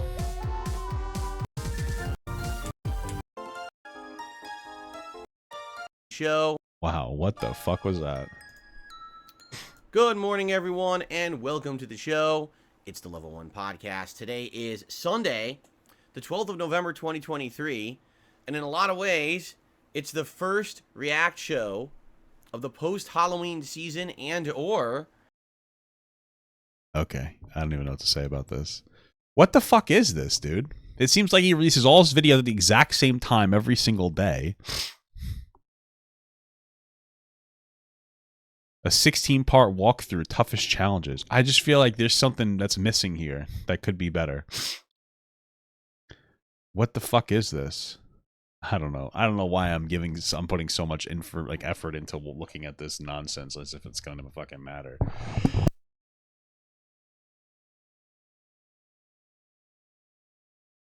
I have so much boogers. Sorry. That was just one of many demands made by Phil's parents to teach him some fiscal responsibility. Another fundraiser was done in August of 2019, with the caveat that were Phil to get $1,000, a special positive announcement was going to be made. Once the goal was hit, it turned out he'd just gotten a cat. He alluded to a second goal reward, which was immediately hit when a user— Why does he keep buying stuff? Red Skies super chatted $20. DSP thumbnails and pre-stream stuff. Scream graphic design is my passion, lol. You know, I think that graphic design is his passion, dude. I think that he's just like born to be a graphic designer, if you think about it. For sure, I guess, you know, because this guy is so fucking talented, it's insane. user donated a whopping entire $1,000 in one tip, only for Phil to then explain that there was actually no second goal and that there'd been some miscommunication. It doesn't seem this was entirely malicious in nature, more so a manifestation of Phil's lack of communication skills. Soon after, Phil did an interview with fellow YouTuber The Quartering, though many felt that it fell short of expectations, since Quartering wasn't pursuing the more pressing questions and more so taking it easy on Phil over the course of it. The more success in getting people to donate Phil was having, the more he was seeing little bits of trouble. What was he asking him about? Pissing in his basement. Ah, it's a meme, dude. Yeah, I got him on the meme, baby. Yeah, fuck you, pussy. Will start to surface again. In another situation, a longtime viewer and supporter of DSP, DJ Runo, donated the $20 that would be necessary for Phil to buy Untitled Goose Game, which Runo wanted to see him play. Phil thanks him very much for his generosity and eventually said he would buy it and play it the following week. However, the very next day, Phil took to his stream to say he didn't have the money to buy the game and was too poor to buy anything, asking for his viewers to donate him shop credits either for Nintendo or PSN. Okay, well, if you gave him regular money, he can spend it on whatever he wants. You have to give him specific shop credits, because then he has no other choice. I didn't like that game. It's just not for me, but I'm also not a fucking gamer, dude. What is he doing? Unsurprisingly, this caused some commotion, and Runo tried to get his money back upon discovering that Phil wasn't going to play what he had gotten paid for. The more generous members of the chat deduced that since his PayPal was connected directly to his extremely overdrafted bank account, the money got swallowed up by Phil's debt before he could do anything with it. Confusion was only made even worse when Phil added Untitled Goose Game to his stream schedule for the month of October, following the end of his late stream at about 10 p.m. on the 7th of October. Later that same night, a post was made on Phil's forums titled, "DSP pocketed my $20 for a game." It read, "I need my money back, but he's banning everybody that's bringing it up. I'm just going to go through PayPal and save the headache of lies I will be told by him. I've long knew about Phil's dishonesty, especially when it comes to money, but I donated anyways because I wanted to see him play the game. I won't be an idiot again." Phil did not True, kind of take that. You kind of nay-nayed yourself on that one. Take kindly to this thread, changing the subject of it to Oh, it was the terms of the interview? Why is like DSP such like a highly desired interviewer where you would even take those terms? Oh, I'm using the wrong buttons. Titled Moron tries to fraudulently report DSP for something that didn't happen. The thread. Edited title. He also posted in it himself saying, "So you've made an ass of yourself. You never contacted me directly about this, but instead apparently decided to post stuff up here, talk to detractors, complain to Twitch, and act like a general drama-filled dick. You're not the first, and you won't be the last. But you really blew it this time. I was checking my emails an hour ago during my break between streams and saw that you'd sent me a message on PayPal. In the message, you complained that you'd given me $20 to buy a game, and that I'd now said I wasn't going to buy it, but that if people still wanted me to play it, you'd have to send Nintendo credits, and you didn't want to pay twice, so you were requesting your money back. I immediately returned your funds that I raised in tips on today's Borderlands 3 stream because that's all I have, and apologize that this was the situation I'm in. All money I raise has to go to bills for important stuff, like keeping the electricity." Yeah, like a cat or other stuff, or you know, some kind of jerk-off tool. I'm jacking off, dude. I gotta get a VR headset so I can jack off, dude. Which is kind of based if you think about it. The internet on, to say the least. So then I check my Twitter and the forums and I see this. Instead of actually talking to me like, "Man, you apparently are trying to report to Twitch using video evidence that was ripped from my streams by detractors." Guess what? That's not what a man or a fan does. You had a knee-jerk reaction instead of acting rationally. And now everything you've done was in vain because 1, you have your money back. 2, I haven't violated any rules or anything. 3, you just exposed yourself as a complete asshole. The best part is, I didn't go off when anyone asked about Untitled Goose Game. I didn't see anyone ask at all. I was angry that idiots kept asking for Code Vein/Astral Chain after I'd repeatedly explained I cannot afford any games right now. The subject literally never came. Is this Foo Fighters in 8-bit? But you're a gullible idiot who apparently believes what detractors say about me. Congrats, you're today's biggest idiot. So you only contribute to me to get what you want rather than actually caring about me as a person or a content creator. Well, you can keep your— Alright, this is getting very manipulative. Like, okay, the dude donated because he wanted to watch you play a fucking Goose Game, so he bought it for you. Like, what an asshole, you know? Your money then. And you can say goodbye because I certainly don't need entitled, toxic people trying to ruin my life and my business over $20 because you can't talk to me like a respectful human. During a chill stream— L shirt woke L. Dude, you don't like love? What are you, gay? What are you, a gay person? You don't think love is cool? Like, what are you, fucking cringe, dude? Where he played Minecraft, Phil would spend over 30 minutes ranting about the situation, including insulting DJ Runo throughout for his insubordination. About 8 hours after the creation of the original thread, the actual DJ Runo, as opposed to the imposter who made the first post about the situation, made a thread titled, "WTF is even going on?" wherein he said, "Just to clarify what actually happened, I was pissed about Phil because I sure felt cheated. Phil did refund me the money immediately. I did not report Phil to either PayPal or Twitch. I was hoping Phil would realize himself that the account on the forum at least was complete BS, since it was just freshly made, and if that doesn't shout fake, I don't know what does." Oh shit, it wasn't even him. It wasn't even the guy. Somebody played a goof on him. Holy shit. I hope clearing this up with this forum account that exists for over 4.5 years means something at least. If I thought Phil was as hits as the post I apparently made, why would I have watched him for over 10 years? Why would I cheer or donate frequently? Why would I be subscribed for over 2 years? I can understand Phil's reaction since basically 90% of his life is surrounded by detractor garbage, but come on, Phil. You must admit that you could have figured out yourself that the things I said/did over the years doesn't add up to the stuff I apparently did/said in the past 6 hours over $20. The real DJ Runo attached a print from his PayPal to prove it was actually him. Upon discovering he'd fallen for a strategically executed piece of bait from a troll— You gotta fucking apologize for that, brother. You gotta feel like a real goober snoocher on that. Phil apologized and assured Bruno he wouldn't be banned anywhere. While his narrative was closed in a relatively satisfactory way, a bag of worms bigger than anything Phil had ever dealt with up until this point was about to open in a fantastic way. In November of 2019, the bank foreclosed Phil's Connecticut condo because he stopped paying for the mortgage, despite it still having $100,000 or so left to pay. Phil did not address this publicly, most likely to not give trolls any ammo. However, when the info made it to his audience, as it always does, trolls began saying that Phil should cash out some of his WWE Champions account to pay his debt off. Yeah, he had he spent the tons of money on this mobile game, right? Unlike me, who has spent tons of money on. I've spent so much money on Warcraft Rumble. Don't tell my wife. I think I spent like $100 on this mobile game. I mean, I'm not in like a horrible. That's why I don't beg for money, dude. I'm not in a horrible financial spot. But it's been like I've been having so much fun playing that fucking game, dude. I gotta stop. It's bad before it gets bad, you know. Yeah, I'm just a man. Addicted, you know.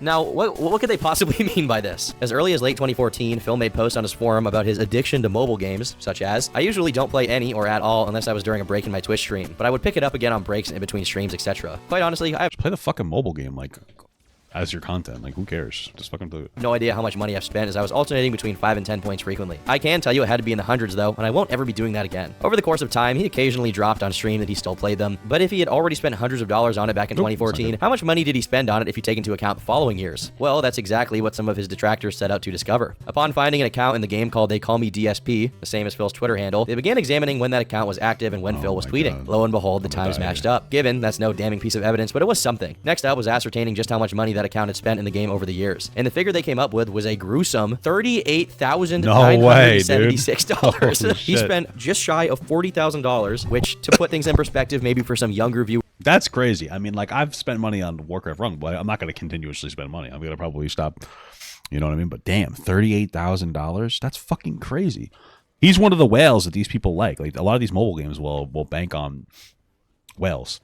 A lot of the times when there's predatory, like, free-to-play games, they're banking on this select few that'll spend way too much money on their game.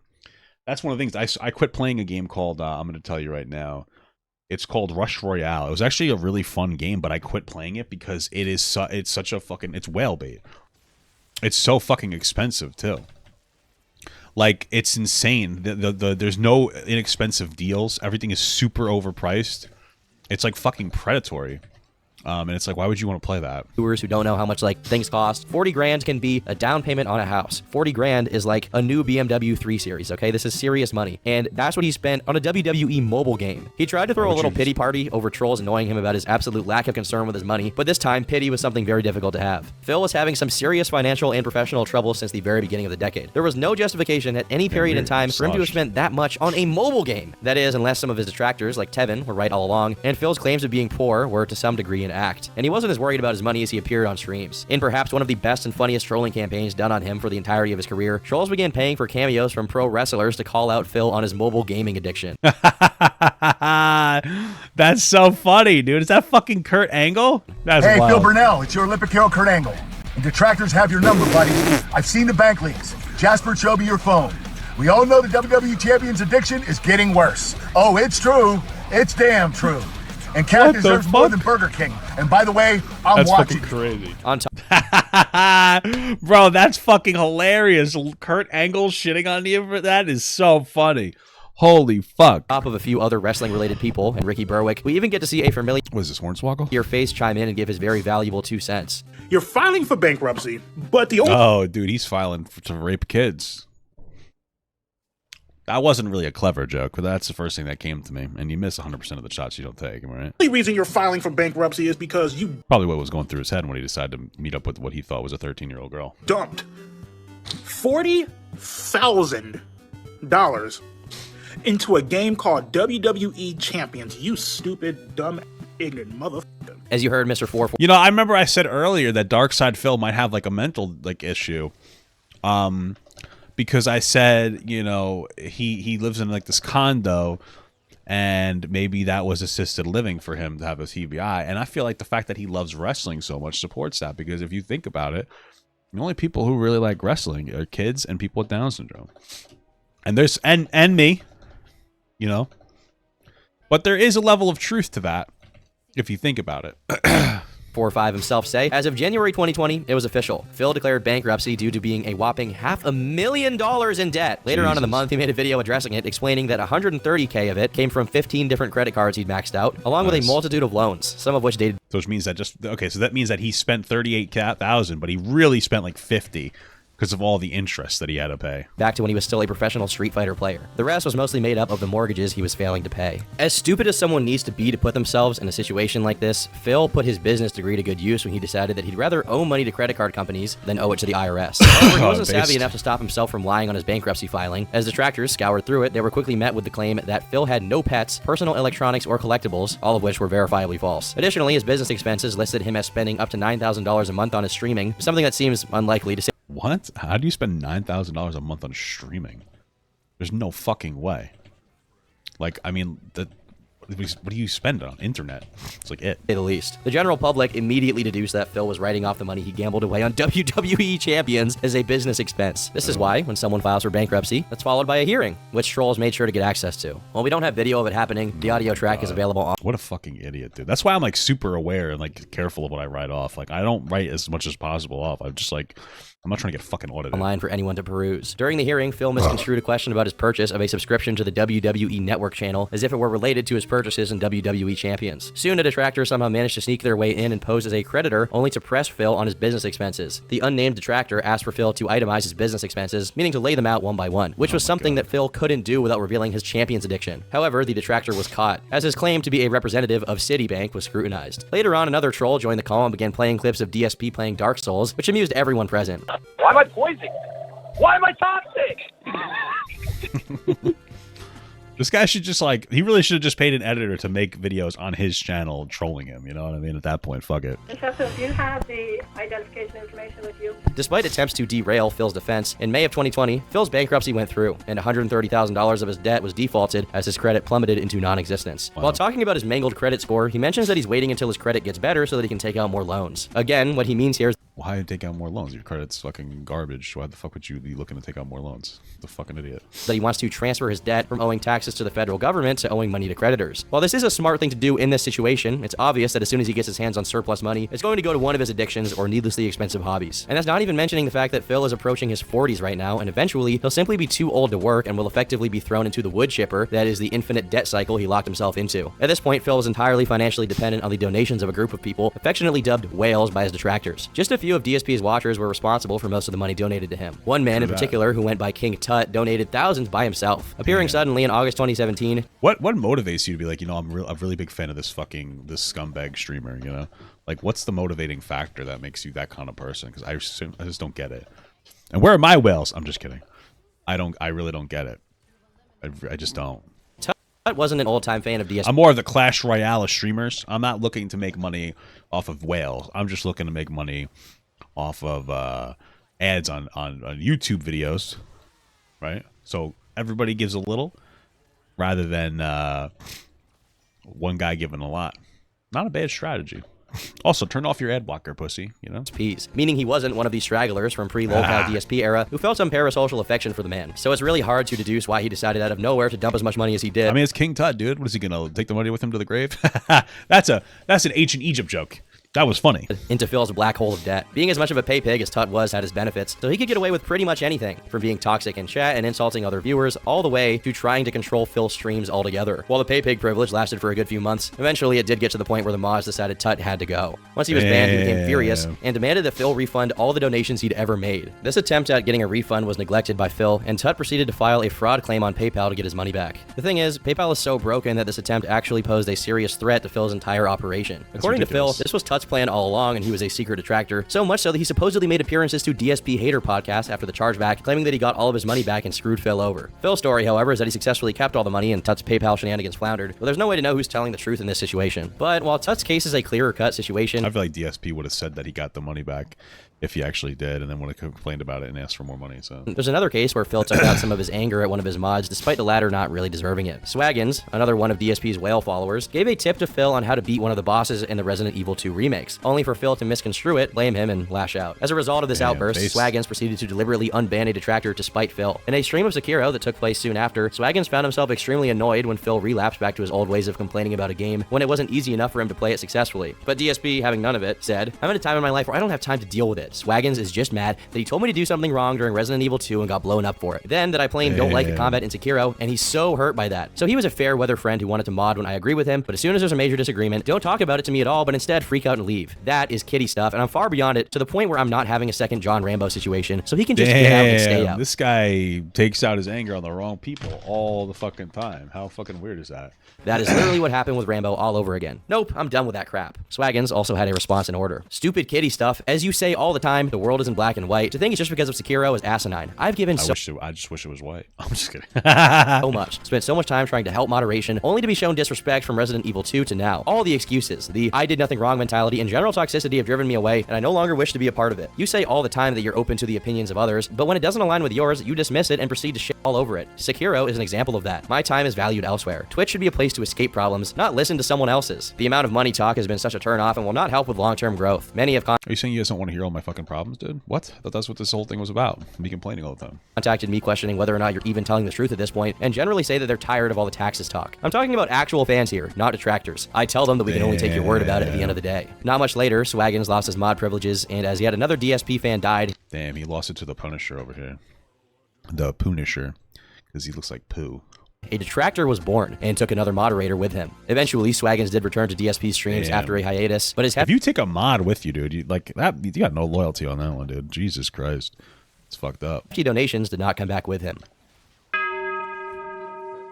Despite all of the financial troubles threatening his livelihood, Phil would soon find a new outlet, in a saga so perplexing and coincidental that it inadvertently ushered in a DSP renaissance, all thanks to a vest. While reacting to an old DSP video from October 2011, fans demanded that Phil wear the vest he was wearing in it, and he conceded. Upon a cursory investigation of his wardrobe, he found it and put it on. For a moment, fans and detractors alike united to be perplexed by the vest, to the point that when Phil wasn't wearing it during a stream, they asked where it was. Phil, seeing the success How is it that this vest is more popular than DSP? Of the vest, along with his cowboy hat, stopped counting Twitch bits and tips towards his goals, and instead encouraged users to donate directly to his PayPal, which allowed him to get the money instantly and without splitting the revenue with Twitch. He started monetizing the vest as much as he could, setting it as a reward if he hit a specific amount he wanted to get. The vest became a daily occurrence, and people began counting how many days Phil reached his goal of $100 consecutively in a brief period dubbed the vest streak. This lasted for a strong 29 days. Unfortunately, disaster struck, and Phil came down with an ear infection that made him unable to stream. And then he couldn't continuously wear the vest after? Like, that's insane. Notify his fans, he said, "All bad news. I've come down with a bad ear infection causing excruciating pain. I can't stream when it feels like I have a knife in my ear. I'll update everyone later today on how I'm doing. Sorry, I've had it for days but didn't say a word about it, hoping it would just go away. It did not. It got horribly worse." While this seems inoffensive on its face, the actual disaster came as a consequence of that ear infection. From responding mean-spiritedly to someone on Twitch that presumed that the ear infection had healed a day later, to being extremely defensive and gratuitously engaging in back and forths on Twitter over the authenticity of this infection, Phil was giving people reason to doubt his whole story. Meanwhile, detractors were pointing out that hiding his ailments was something Phil had never done up until now, and that he continued to stream while wearing headphones without ever mentioning that he had an ear infection to his audience. I mean, how bad is an ear infection? I haven't had one in a long time, so, I get a sore throat, sucks. But, you just go to the mommy doctor and they make it better. I don't know what I'm saying. How bad? I guess maybe it probably would fuck you up. Despite having no reason to keep it a secret whatsoever. Regardless, despite the debate as to... If you made me a mod, I would only leave if you had a different opinion to me, Papa. Don't worry. I appreciate that. I don't have any mods, ever. I don't know why. I've thought about it, but now they got auto mod and stuff. Your job's been replaced by fucking AI, basically. Whether this lack of stream constituted a break in the vest streak, Phil continued to do the vest gimmick, eventually hitting a milestone of 73 days with the vest. This meant DSP earned at least $100 every day for over 2 months. On the 73rd, he miscalculated the tips by $9 and came dangerously close to not hitting the goal and breaking the streak. But, lo and behold, it still stood. The vest streak bravely marched forward onto the 100-day mark, which Phil referred to as the Vestival. He also revealed that if another goal was hit, he would put on yet another hideous vest, this one a shiny silver, which he dubbed Platinum DSP. The streak raged on for another 50 days before, finally, DSP mentions that it was starting to become a lot harder to hit the tips goal and put on the accursed DSP vest. This was a few weeks after Phil was hit by PayPal with $800 worth of chargebacks. So as you can imagine, he got a little desperate. At this point, Phil's... What the fuck is he getting charged back? I don't think I've ever been charged back. I also don't use PayPal anymore, but team was... If you were mod, you'd ban everybody with a different opinion. I appreciate that. becoming irkingly transparent. There were times when the vest streak business overtook the stream entirely, with Phil coming close to guilt-tripping his audience about the streak potentially ending. When it started out extremely positive, the vest was being absorbed into the general dark cloud of DSP's debt-mongering and e-begging. More time goes by, and as DSP was approaching the 200 mark, an anonymous user would DMCA strike DSP's Twitch account, suspending him off the platform temporarily and pushing him onto YouTube. Eventually, he resolved the issue with Twitch and returned to celebrate day 200 of the streak. When the time came, Phil said that only now, with the vest's aid, was he able to start sleeping soundly at night without worrying about his unpaid bills. From his point of view, everything was on a turnaround for him. By day 250, he starts talking. Wow, and there at the end, everything happily ever after. The end, you know. Talking about buying a PS5 with the money. No matter how much things seem to turn around, Phil continues to be Phil. I mean, that makes no sense. I mean, I get, like, first of all, because I got a PS5 when it came out. I was doing well financially, so I didn't give a shit. But I mean, it was worthless. It was a complete fucking waste of money. I mean, the PS4 was still just as viable. So why would the fuck would you? I'm gonna die here. We're gonna go for it, guys. We're going for it. We're trolling. Holy fuck, I'm trolling so bad. I'm dead. Time wearing a valet uniform for some reason. But I mean, the PS4 played all the PS5 games. So like, why do that?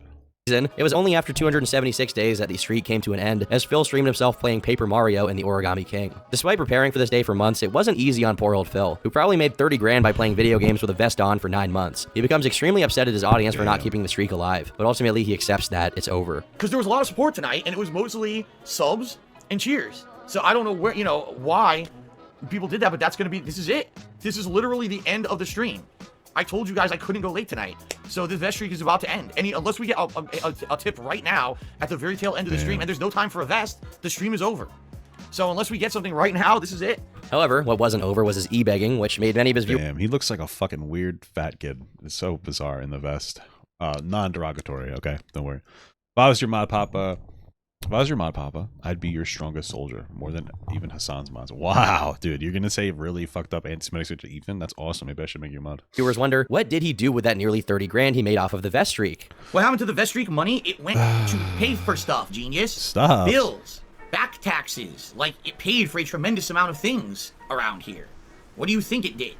Oh my god, people are so dumb. The nervousness and the big pivot from bills and back taxes to a tremendous amount of things around here, pretty much. It's so funny that, like, he's not an idiot for having all these fucking back taxes, but you're the idiot for asking what he did with all the money. That's fucking classic. Rich. That's pretty rich of you to say.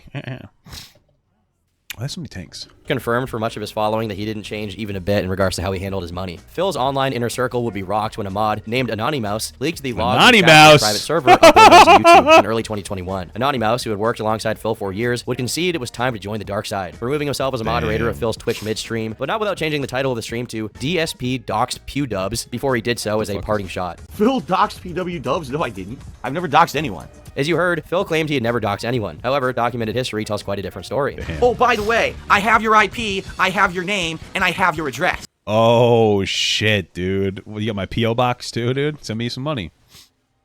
Send me some money, baby. So, congratulations. You fucked up. Anonymouse's leaks didn't do much damage to Phil's reputation, partly because it was already destroyed beyond repair, partly because there wasn't a lot of incriminating stuff in there that the detractors didn't already know about. Anonymous eventually... DSP DarkSydePhil, how'd you know? How'd you know? He revealed the reason he turned on Phil, saying, the greatest tactic in Phil's playbook is to characterize his critics as evil, malicious, and mentally ill trolls seeking attention. When he made me probably are, but also he is too. So. A moderator in October of 2017, I was a mod for 1 day before he removed me. A troll started insulting me for being gay, which I don't mind. They escalated it to mocking me for something that happened during my childhood, telling me that's why I'm gay, and why the fuck did you tell them that? He called me a P-word. I timed them out pedophile for the rest of the stream. Phil was bombarded with emails complaining about me being a bad mod. He panicked, threw me under the bus, talked poorly about me behind my back to the troll, and removed me hastily. I emailed him and let him know what happened. His response was that he believed me fully, and I was still absolutely in the wrong. He reprimanded me because he felt I had no reason to ever tell anyone that I was abused, and that I have to keep that to myself. I mean, you probably shouldn't be telling people that you were abused. Like, not for nothing, but first of all, I'd be like, yeah, that's really fucked up. You probably shouldn't tell people that you're... Like, what's the context that you're like, yeah, man, especially in a DSP, this guy's playing fucking Super Monkey Ball or whatever. He's not exactly a therapist. So you're going in there like, yeah, guys, I was molested as a kid. I don't want to know about it. You know, if it's relevant to the content we're talking about it, I understand why you'd give me that trauma dump. But you're just out there being like, yep, I was fucking molested. Hey, guys, we're playing Dragon Ball Z today. Oh, yeah, I was molested as a kid. Wow, that's incredible. Why did I need to know? You know, that's fucked. I know it's fucked up. But I call that a trauma dump, okay? I feel like that's a little bit, you know, keep that to yourself. That's terrible. You know, unless it's relevant. If I'm sitting here playing fucking World of Warcraft and you're giving me like, you know, your most traumatic experience as a kid, I'm just gonna be fucking flabbergasted on that one. He refused to restore my mod status and gave me the same treatment he tried to give his whales. He tried to dangle it over my head. As it turns out, the mod Discord server was just the tip of the iceberg. Super chatted $1.99. Still more honest about money than Boogie. Kind of true in base, you're right. Mouse released a plethora of information that was previously unknown. The user mentioned in the title that Mouse put on Phil's stream, probably along with many others, was asked by Phil to provide their personal information in order to get unbanned. I'm almost legally obliged to say, no matter how dedicated a troll you are, why on God's green earth would you give your personal information to anybody to get unbanned from a Twitch chat? I mean, unless you're a kid, I can't imagine that being a reasonable decision. Why would you give your personal information? I guess his argument's like, oh, I'll have something over you, you know? But that's fucking crazy. Phil went directly to the private moderator Discord server and desperately tried to establish what had happened while he was live streaming. Because of the trolling today, I ventured onto the farms. Someone there has posted us impersonating at Anani, who insists it's not him. They're saying they're going to post definitive proof that is somehow going to incriminate me, but haven't been that specific. They think it will be evidence that this Discord exists, although that doesn't actually prove anything. They are somehow convinced themselves, insanely, that as long as I'm using Discord in some capacity, that somehow everything they made up about me in the last year and a half is true. They are hinging all this on the belief that I had a falling out with Anani based on his Twitch suspension, which of course isn't true. They think I demodded and banned him from the channel, lol. So whoever this is apparently impersonating him to get me to think it's him and to get rid of him. Soon it dawned on Phil that he was being fooled, and Mouse was indeed the leaker. He proceeded to confront him in the server. At Mouse, are you still sitting on detractor streams talking about me? Because they are saying this is your YouTube handle that you just created, and I'd like to know what gives. Like, I'm giving you a huge benefit of the doubt here, but I'm hearing from every possible direction that you're actually trying to cause drama for me. They're also saying that both Mouse and at King Goken talk to people behind the scenes and both confirm this Discord exists. Not that it matters, that leaked a year ago, but somehow they think it's news. Is it all an impersonation? And are we actually talking about this Discord server outside of here? I was under the impression— No, not a naughty mouse. Kind of kinky. We all want this thing kept secret, so they can't try to harass us. So why the hell is it becoming public knowledge? Phil tried to defend himself and explain that the information PewDub sent to him was to prove that his account was the real one to ward off impersonators. That would be a convincing defense, were it not for the fact that Phil had previously bragged about having people's doxes multiple times. The one thing that did sap some of the steam off of Mouse's expose were the accusations of heinous stuff, meaning pedophilia and zoophilia. Even in the DSP video, I cannot seem to rid myself of these people. When asked why he was following zoo accounts, Mouse replied that he was doing it to see their tweets and befriend them, the same reason he follows everyone. He befriend a guy that wants to fuck a dog? I mean, that's disgusting. I mean, I will say it's worse if a guy fucks a dog than a girl fucks a dog. That is true. That's a fact. I don't know what to tell you. But it's still gross either way. Added, bruh, I'm a furry. We buy and sell exact replicas of animal genitalia. While I certainly don't F animals, I'm not a— What does that mean? Like, you got like a whole— I mean, those are called bad dragons, no? Isn't that like a normal thing? People get bad dragon dildos and shit? Love speaking with people who do. Members of the Kiwi Farms would not take kindly to the revelations regarding Anonymouse's supposed predilections. Anonymous is into zoo stuff and likes stuff like this. Make fun of this stuff what you lot will. I told you ages ago he should be told to F off. What, you guys don't like My Little Pony Rule 34? He's an adult, and he's following this teenager that claims he wants to F animals. Are we really going to ignore this, but poke fun at our Canadian Coomer? Our side really isn't any better than Phil's. We are far worse. Reprobates like this adult man taking pictures of himself in a full diaper, wanting to F fur babies, and a zoophile are the people that detractors look up to. His attempts to apologize for what he describes as tantamount— Sorry, I don't know if I have boogers my fish. What the fuck is a fur baby? Like a Furby? I don't think I'd ever want to fuck a Furby. I tried fucking a Barbie doll once. I rubbed it on my dick. My mom, when I was 13 years old, as a joke gift, she got me a Barbie doll. You know, she was like, haha, this is a funny joke because you're gay. That's what she said to me. And I was like, haha, Mom, that's messed up.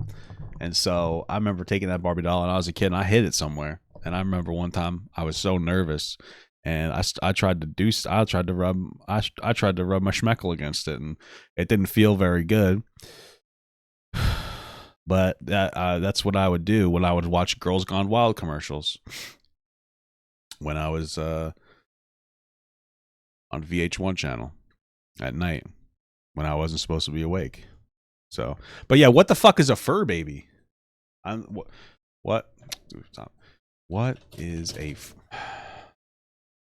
fur baby? A person, dog, cat, or other— what? Ew. They want to fuck their own pet? That's fucking disgusting. to deliberately telling teens that zoophilia is okay weren't heeded by members who believed it totally insufficient for the extent of his actions. People pointed out that first, he lied about knowingly interacting with minors about this kind of stuff on Twitter. Then when an example was brought up, he acted like that was the only time it ever happened. The chips were stacking against Anonymous Mouse at a very fast rate, and today, he too has his own dedicated page on the Kiwi Farms. Eventually, Mouse reappeared to try and justify his actions, saying the following: "I'm sorry for returning. The point of going away for the prior month was to reflect and start getting help. It's hard to make it clear how getting help for what? Like in fucking animals or something? Like what the hell's happening? Deeply I regret my actions without fixating on how it'll be perceived. Whether wording it the wrong way will sound disingenuous or make it sound like I'm downplaying everything or turning it into an emotionally manipulative pity party by oversharing my issues, etc. I'm absolutely disgusted with myself. It's pathetic trying to hang on like this. I'm sorry for everything I've been called out over. I should have done that first and foremost. This false confidence in my return is blatantly motivated by a desire to save face. I deleted my other— Bro, you're a fucking internet person. Like, who cares? Like, well, why are you even apologizing? Like, nobody knows who you are. Your name is a naughty mouse. Like, it's not like anybody knows who the fuck you are in the real world. Who gives a shit? Who cares? Accounts that deprived me of access to my terminally online life and forced me to get help because I knew I couldn't resist coming back to either chase clout or lolcows for cheap ego boosts. Clearly, make a new fucking account. Hey guys, my name is a good mouse. A good rat. Stuart Little. That's my new name. I'm a good rat. You don't even have to tell people. Why the fuck do you need to tell people that you're a fucking, like, why? Why do you, oh, I'm coming back. Why? Like, you're an internet person. You're not a real person. You can't delete your account on Kiwi Farms. My only other option is changing my password to a randomized string and logging off forever. And so he did, as his account has been inactive since mid-2022. A 55-page leak of a conversation between Anonymous Mouse and a user called Pamper Chew came out in August of 20. I don't think I need to know. Pamper Chew sounds like either Sonic Chew or Pikachu mixed together with diapers. And that makes me uncomfortable. Poopy diapers. 22, and quickly was archived by users seeking to preserve evidence of the yeah, who thought? Yeah, I mean, good point. Who thought somebody whose name was a naughty mouse would be into like fucking zoophile shit? Use abhorrent conversations with a vast quantity of screenshots provided. And I'll let you guess as to the quality of discourse in such a document. Meanwhile, despite having triumphantly served this upheaval, Phil was facing yet another threat to his livelihood. Twitch terminated his partnership, and soon his entire account was set to be closed permanently. And they got that's terrible, dude. Just stream on YouTube, pussy. In an emergency video uploaded to YouTube, Phil demanded an apology from Twitch regarding their treatment of him, despite detractors pointing out that the partnership allowed Twitch to ban users for any reason at any time. Honestly, I just don't understand like the balls to have to be like, I demand an apology from Twitch. Like, it doesn't make sense to me. Even though also this guy said he was only getting 20 or 30 viewers concurrently on a stream. Like, I don't understand why. Like, how did this guy get popular? That's not very much, you know.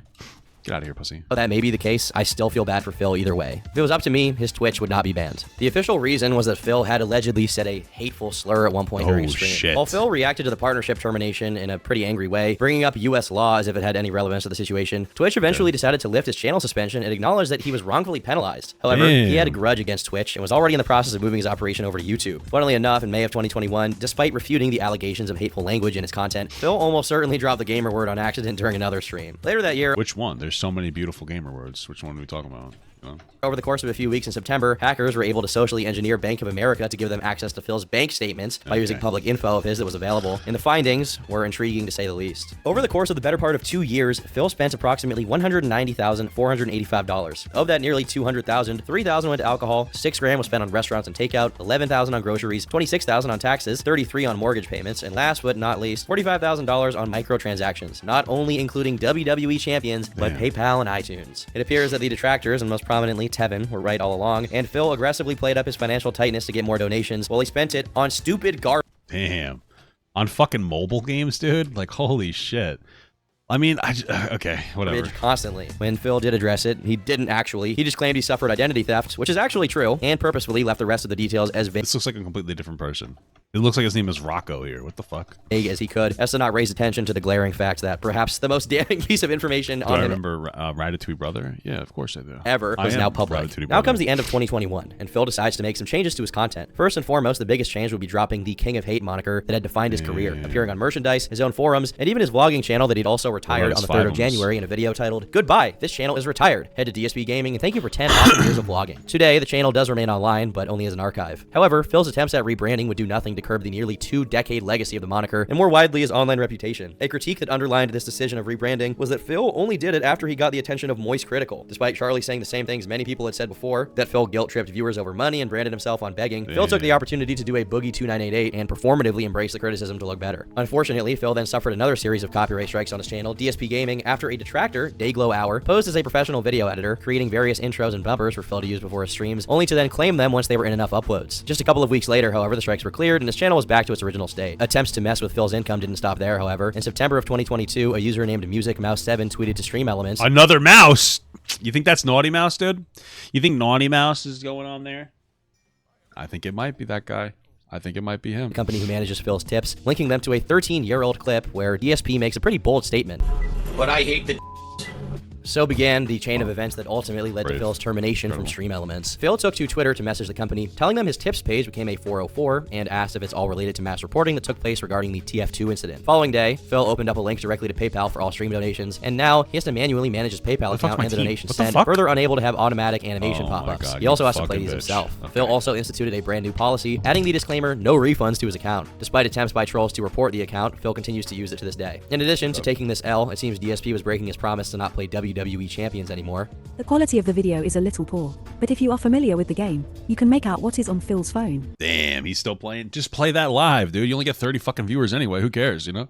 This is the Brawl feature within the WWE Champions application. Damn, the rest of Phil's 2022 wasn't anything new. He raged, e-begged, and guilt-tripped his audience over lack of donations while playing Elden Ring, called his audience bigoted when they made fun of a conspicuously feminine Halloween costume of Ken from Street Fighter, among other charismatic and lovable That's supposed to be Ken? That looks like Karen from Street Fighter. What the fuck is that, DSP? Activities. The most recent major situation in Phil's career started with a podcast called Side Scrollers. This particular episode of the show starred online personality Alex Krigler and creator of the Screenshot Network, Craig Skitzimus, otherwise known by his online pseudonym Stuttering Craig, and they'd be interviewing the one and only Philip Burnell. As he always does, given the opportunity, Phil used this time to defend himself against the accusations of detractors, and like every previous instance of it, it didn't go that well. Some of Phil's shortcomings in the PR department were very familiar, such as him essentially admitting that he gave his viewers no value back for what they donated to him. However, some were novel. During the stream... Hey, same.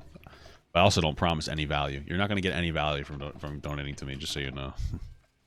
I'm just going to be a fat fuck. You're just allowing me to live my lifestyle being a fat piece of shit more. That's all you're going to get out of it. Topic of WWE Champions came up, and Phil instantly became a nervous wreck. The interviewers seemed familiar with it and effectively pressed him on the topic, eventually circling in for the kill and telling Phil that if he wanted to, he could prove that the WWE Champions account that he had spent tens of thousands of dollars on the game wasn't his. All he had to do was show his account to a neutral third party that could verify his claims to fans and detractors alike. But Phil was not open to doing so and preferred to stick with his theory that a detractor of his spent that money just to frame him and incriminate him, which further solidified his guilt. You have my email, and this is a small ask. It's also a big ask. You can say whatever you want.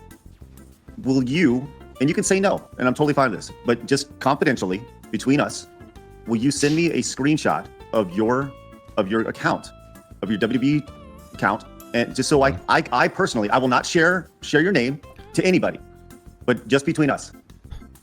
Man, I have to think about and vouch for you. Yeah, and I will vouch for you either way. I have to think about what kind of risk that. I don't want to say. Here's the thing. Team's dumb as shit. I'll consider it, but I can't agree to it yet. I have to see exactly what's the risk. You know. Another topic covered during the podcast was DSP's interactions with... I don't know how 4 of them couldn't cover the fucking top lane being taken while I was pushing bot. Like, it makes literally no sense. Keemstar, the official side character of every lolcow story. He has to follow up. Keem had recently decided to move past Phil's drama with him over the coverage of the incident from a couple of years prior to make him an offer. A total of $50,000 to join the lolcow podcast alongside Wings of Redemption and Boogie 2988. I got a brilliant idea. Why don't I take the 3 of you, put you on a podcast, we will call it the lolcow podcast. In an extremely unfortunate turn of events, Phil turned it down on principle and sought to make his thoughts clear on the matter during the Side Scrollers episode. This was some kind of like a big project he wanted to be involved in. I don't know. I mean, I respect that he didn't want to work with somebody that is not a great person. Like, what a hot take. I can respect that decision. I wonder how it's doing. It's slowly gaining more and more traction, so it might be very successful in the long run, or the first episode might have just been like a big pop, and people may not necessarily return. So it's at 10K subscribers right now. And like 86K views. I would imagine that this is more probably a little bit more indicative of how many views it's going to get moving forward. Is how many people actually subscribed, but I could be wrong. But hey, hopefully they go well. You know? Exactly what he explained. Right, so he says, well, I don't want to talk about it in a DM. We got to have a phone call. I'm like, okay, that's reasonable, right? Let's have a phone call. Here's my number. Here's when to call me. I'm available at these times. So call me, baby. Today, okay? I wait, the call never comes. It's been like 2 days, the call never comes. 2 days? Maybe he's not serious about it. I don't know. I don't know what's going on in this guy. He must have a long phone number if it took him 2 days to dial that bitch. What the fuck? His head. All of a sudden, I'm on streams. He starts calling me when I'm on streams. I'm like, is he? I don't know what's going on again. So I DM him after the fact. I'm like, hey, you want to? So basically, it's like stupid telephone phone tag. The guy won't even contact me to talk about what he wants to offer me when I'm available. Review Tech USA chimed in with a $50 donation to the stream saying, Phil, nobody cares about your history with Keemstar. Why are you above a $50K sign-on bonus for a podcast, but will ask for tips for groceries the next day? It makes no sense. I mean, that is actually a good point. I mean, if you're so desperate for money that you're begging, it's hard for you to stand on like moral principle. Viewers began to speculate that the real reason was actually that Phil didn't need the money as much as he pretended he did. Eventually, Keem himself joined the podcast and the two went at it for an hour or so, getting very little resolved in the process. The aftermath of the stream resulted in only more derision between Phil and the members of the Side Scrollers. The day after the now infamous interview, the group uploaded a discussion called DarkSydePhil Aftermath, where they went over how the DSP episode went. Due to them being honest about what they thought of Phil's responses to the more pressing questions, such as the WWE Champions Mr. Beast. Yeah, you could. I'll link the video in the chat for you. Fiasco. The discussion prompted him to say they betrayed him and describe the podcast negatively. While he addressed the Aftermath video, he made the mistake of mentioning Keemstar in a negative light, which prompted Keem to chime in again. In a tweet, Keem reiterated that DSP was no longer being considered for the locale podcast due to his inability to answer important emails in a timely manner. In another instance, Keem said, I have set up interviews with DSP's family and friends. We're going to get to the bottom of this. Apparently, unlike him, they like money. That's really weird. You set up that's like a really intrusive. Keem said, I have set up interviews. You set up interviews with his family and friends. That's just a fucking weird thing to do. It's like obsessive stalker behavior. With DSP's family and friends. We're going to get to the bottom of this. Apparently, unlike him, they like money. Keep in mind, DSP totally unprovoked talks ill about me when I was retiring. I barely even knew him, and he doesn't know me. After that, he was hurting for money, so I offered him $50K for a podcast job, and he disrespected me again. After that, I had a peaceful chat with him on Side Scrollers pod that settled the beef. 24 hours later, he was talking smack about me again. After that, he tried to steal my podcast idea. So I don't want to hear that I'm harassing him. I'm simply responding. When you think the podcast is going to die because the members aren't capable of consistency? Boogie's going to stop showing up, maybe. But if one of the contingencies is that he has to pay that $50,000 back if he doesn't show up, then we'll see what happens. Star announced he'd arranged interviews with members of Phil's family. DSP responded saying he didn't care since he had no contact with any of his family besides his parents. So Keem would get biased information from people only interested in the money. During one of his periodic lamentations, Phil mentions having developed severe trust issues and having an inability to have friends, but he blames trolls for this instead of blaming himself. It's hard for me to trust anyone. You wanna know why? Because so many people have kind of screwed me over time. People who... The recent and Hassan conference was insane. Did anybody watch that? Yeah, I think I covered that already unless they had another one. Yeah, it's like one of my most recent videos. Swear to me, don't worry, we're in it for the best of intentions, and we're here to do this or that, and then what happens, right? And it's like, fool me once, shame on you. Fool me twice, shame on me. Well, fool me 77 times, right? On June 24th, 2023, DSP celebrated his 15th anniversary of being a content creator on YouTube. 15 years, 64,000 videos on the DSP gaming channel alone, countless hours of live streaming, half a lifetime's worth of subpar content. It's hard to even believe it got to this point. Unlike other lolcows who have one or two gigantic character flaws that are like genuinely just making them unfit for society in general, DSP is kind of a different beast. Daniel Larson, He has no particularly grievous offense towards other people. Instead, he has an unending series of small offenses he has no interest in taking accountability for. He's not extraordinary whatsoever, and that's precisely the appeal. Disliking him isn't a race, it's a fucking marathon. His detractors will willingly sit through his content slop just to bask in how underwhelming it is. Every little self-serving lie, every e-beg, every insult to the audience, it adds up to the phenomenon known as pignosis, the inability to fully stop. Ooh, I want somebody to peg me. Wait, what? Following what Phil is up to. DSP is like McDonald's, where See, peg? Known as pignosis, the inability to fully stop following what Phil is up to. DSP is like McDonald's, where you're getting a bland, kind of soggy experience, but every once in a while you just find yourself coming back, okay? He's a low... Yeah, I mean, I feel like Burger King is a little bit better. Honestly, I've been on a little bit of a Burger King kick lately. I've been really kicking it with the BK. It's pretty good stuff. It's delicious. Skill, menial job worker who stumbled into being a professional content creator and got addicted to it. And no matter how much negative attention Hey, thank you so much for the membership. Here, that's a link to the Ethan conversation I covered. Yet his attachment to his online personality incurs him. He keeps on going. Phil is not destined to be an online personality. He doesn't have the talent. He doesn't put in the effort. What do you mean? He gets hundreds of views of video. I don't understand, man. I mean, I guess he's at that age where he just isn't going to get... I got lucky because I worked like a regular job for 11 years. So if I had to go back to work, I have credentials, But it's got to be a real kick in the ass. It's such a... What a curse. It really has to be a curse to be a younger content creator who blows up. It's one thing for me. I've been consistent for the past 3 years, making like a solid income, but I worked for 11 years at a job. I have a resume, and if I had to go back to work, I could easily do that.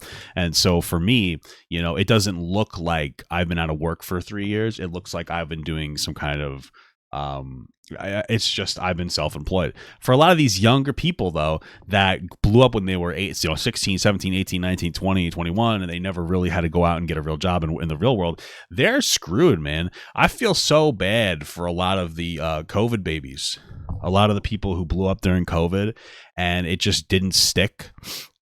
And now they're kind of just falling off. They're hateful. They're resentful of the world. It's just really sad to see content creators like that. You know, it's really just sad. Has no skills, and yet every single day he's struggling against fate. You have the best voice ever. Thank you. Some people say I sound like Howard Stern.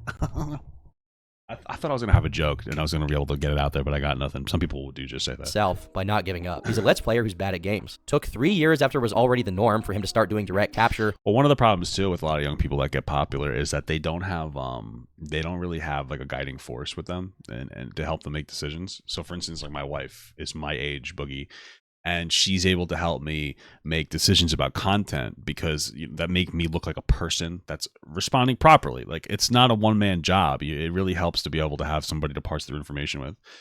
A lot of these young people don't have that. They don't have somebody their age, their mom and dad. They can't necessarily help them.